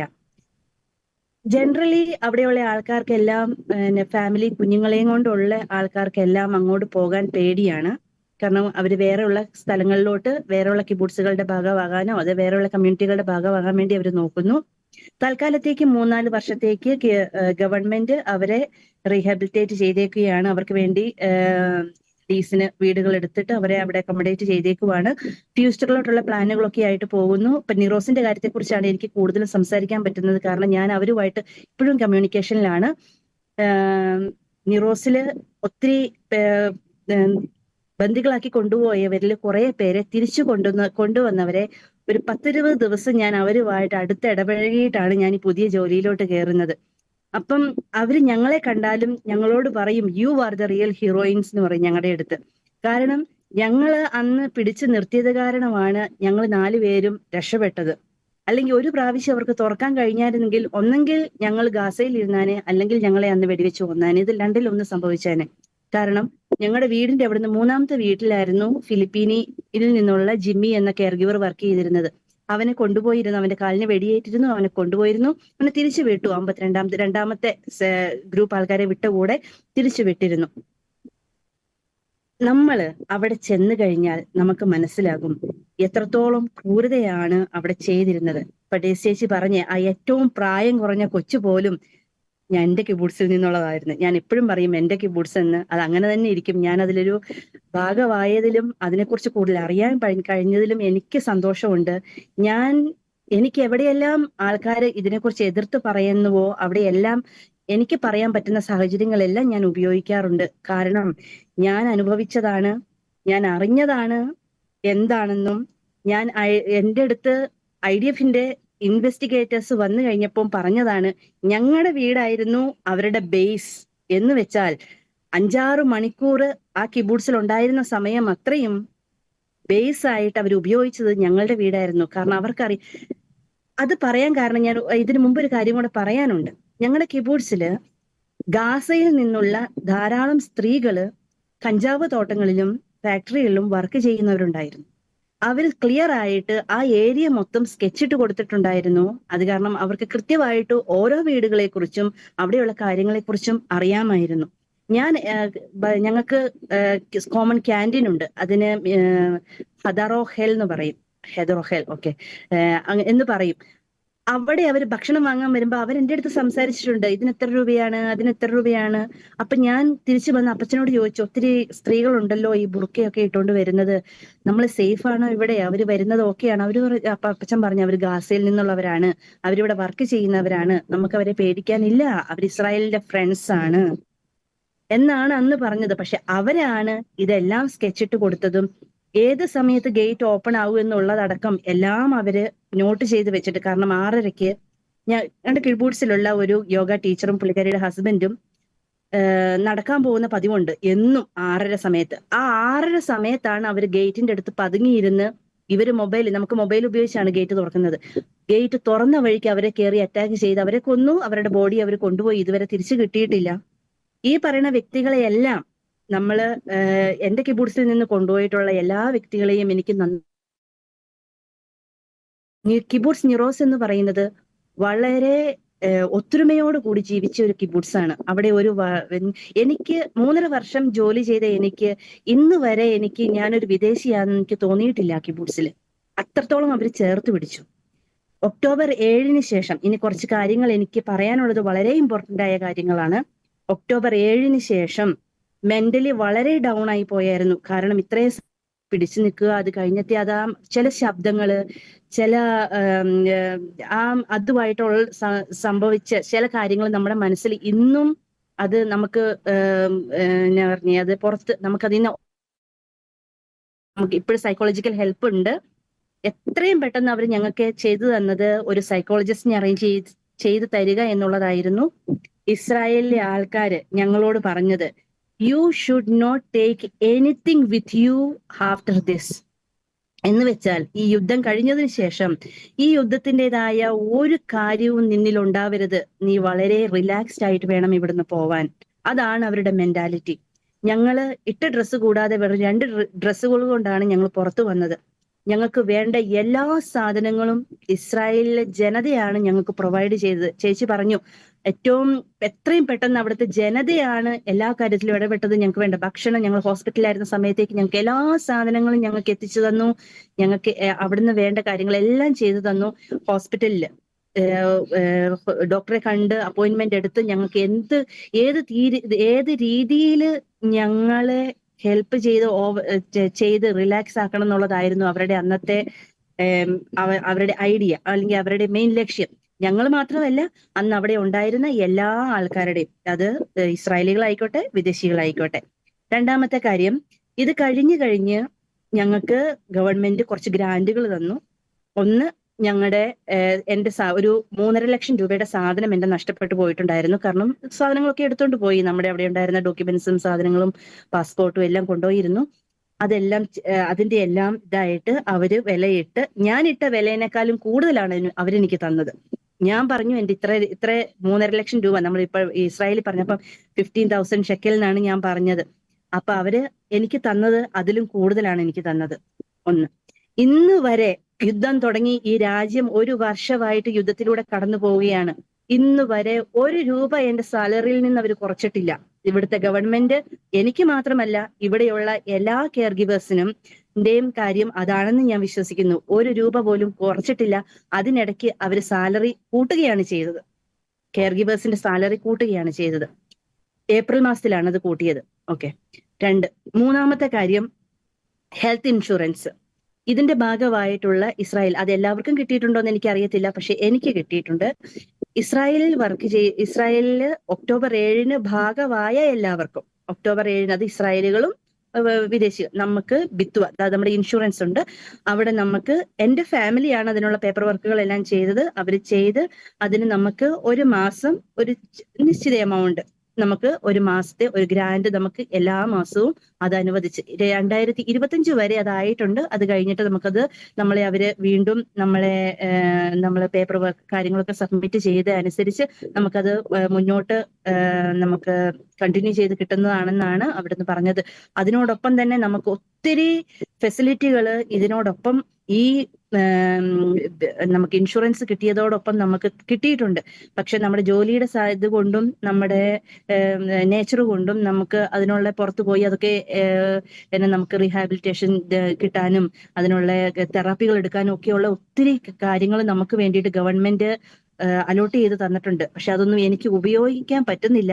നമ്മുടെ ജോലിയുടെ നേച്ചർ കൊണ്ട് നമ്മൾ 24 hours ആണ് ജോലി ചെയ്യുന്നത്. അതിന്റെ ഇടയ്ക്ക് നമ്മുടെ പേഷ്യന്റിനെ ഇട്ടിട്ട് പോയി ഇതൊക്കെ കെട്ടുക എന്ന് പറയുന്നത്, അല്ലെങ്കിൽ ഇതൊക്കെ നമുക്ക് ഉപയോഗിക്കുക എന്ന് പറയുന്നത് ബുദ്ധിമുട്ടുള്ളത് കാരണം മാത്രം ഉപയോഗിക്കുന്നില്ല. ഇതാണ് മെയിൻ ആയിട്ട് എനിക്ക് പറയേണ്ട കാര്യങ്ങൾ. കാരണം ഇന്ന് വരെ എനിക്ക് പരിമിതി കൊണ്ട് ഞാൻ ഇടപെട്ടുകൊണ്ടാണ്. വളരെ വ്യക്തവും വളരെ ദീർഘമായ രീതിയിൽ അങ്ങ് കൃത്യമായിട്ട് അവിടുത്തെ കാര്യങ്ങൾ, ഇസ്രായേൽ സർക്കാർ അവിടുത്തെ കമ്മ്യൂണിറ്റി തങ്ങളുടെ സ്വന്തം പൗരന്മാർക്ക് നൽകുന്ന ആ ഒരു കരുതലിനെ കുറിച്ച് വ്യക്തമായിട്ട് തന്നെ സബിത പങ്കുവയ്ക്കുകയുണ്ടായി. പൗരന്മാർക്ക് മാത്രമല്ല എല്ലാ വിദേശികൾക്കും ഞങ്ങൾക്ക് കിട്ടുന്നുണ്ട്. അതാണ് ഞാൻ പറഞ്ഞത്. നമ്മുടെ നാട്ടിലാണെങ്കിൽ ഇപ്പൊ കഴിഞ്ഞു നമ്മുടെ പ്രളയം ഉണ്ടായി, കഴിഞ്ഞ പ്രാവശ്യത്തെ പ്രളയം ഉണ്ടായി, അതിന് മുമ്പത്തെ ഒന്ന് എടുത്തു നോക്കൂ. എത്ര പേർക്ക് നമ്മുടെ ഗവൺമെന്റ് അവരെ റീഹാബിലിറ്റേറ്റ് ചെയ്തിട്ടുണ്ട്? വേണ്ട വിധം നമ്മൾ ചെയ്തിട്ടുണ്ട്? ഇല്ല. പക്ഷെ ഞങ്ങൾക്ക് അത് കിട്ടുന്നുണ്ട് ഇവിടെ. തീർച്ചയായും ഈ ഒക്ടോബർ 7 2023 ഒക്ടോബർ 7 ആ ഒരു കറുത്ത ദിനത്തിന് 1 വർഷം പിന്നിടുമ്പോൾ ഒരു കാര്യം മാത്രമേ പറയാനുള്ളൂ. ഇസ്ലാമിക ഭീകരതയ്ക്കെതിരെ ശക്തമായി പോരാട്ടം നടത്തുന്ന ഇസ്രായേലിനൊപ്പം ഒരു പിന്തുണ പ്രഖ്യാപിക്കുവാൻ ലോക രാജ്യങ്ങൾ തയ്യാറാവുക. ഇസ്രായേലിനെ ആക്രമിച്ച ഹമാസ് ഭീകരരെ വെള്ളപൂശാൻ ശ്രമിക്കുന്നവർ ഒരു കാര്യം തിരിച്ചറിയുക. നാളെ ഒരു പേരിൽ അല്ലെങ്കിൽ മറ്റൊരു പേരിൽ ഈ ഇസ്ലാമിക ഭീകരത നിങ്ങളെയും തേടി വരും. അതുകൊണ്ട് തന്നെ നട്ടലോടുകൂടി തന്നെ ഇസ്ലാമിക ഭീകരതയെ തള്ളിപ്പറയുവാനുള്ള ഒരു ആർജവത്വം പ്രത്യേകിച്ച് കേരളത്തിലെയും രാഷ്ട്രീയ നേതാക്കളും മാധ്യമങ്ങളും കാണിക്കുക. ഒപ്പം ഇസ്രായേൽ സ്വന്തം പൗരന്മാർക്ക് നൽകുന്ന ആ ഒരു കരുതൽ, ആ ഒരു സ്നേഹം, അതിനും ഒരു വലിയൊരു സല്യൂട്ട് നൽകുകയാണ്. ഒപ്പം അവിടെ ജോലി ചെയ്യുന്ന എല്ലാ മലയാളികൾക്കും ഒപ്പം എല്ലാ ഇന്ത്യക്കാർക്കും ഒരു ഐക്യദാർഢ്യവും പിന്തുണയും നൽകുന്നു. ഇസ്രായേൽ ആ ഒരു ഭീകരതയ്ക്കെതിരെ നടത്തുന്ന എല്ലാ പോരാട്ടത്തിനും എല്ലാവിധ ഐക്യദാർഢ്യങ്ങളും. ഒപ്പം ഇന്ന് ഈ ചർച്ചയിൽ വളരെ സജീവമായി പങ്കെടുത്ത ഷൈനി, ഒപ്പം തന്നെ ഡാരിസ്, ഡെയ്സി, സവിത, 4 പേർക്കും നന്ദി. നിങ്ങളോടൊപ്പം ഷെക്കേനയുടെ, നിങ്ങളോടൊപ്പം മാത്രമല്ല എല്ലാ മലയാളികളോടൊപ്പം, അവിടെ ജോലി ചെയ്യുന്ന എല്ലാ മലയാളികളോടൊപ്പം, പ്രത്യേകിച്ച് നിങ്ങളോടൊപ്പം ഷെക്കേന എല്ലാ പിന്തുണയും പ്രാർത്ഥനയും തീർച്ചയായിട്ടും ഉണ്ടാകും എന്നൊരു കാര്യം കൂടി വാഗ്ദാനം ചെയ്തുകൊണ്ട് ഈ ഒരു പ്രോഗ്രാം വൈൻഡപ്പ് ചെയ്യുന്നു. എല്ലാ പ്രിയപ്പെട്ട പ്രേക്ഷകർക്കും നന്ദി. Thank you.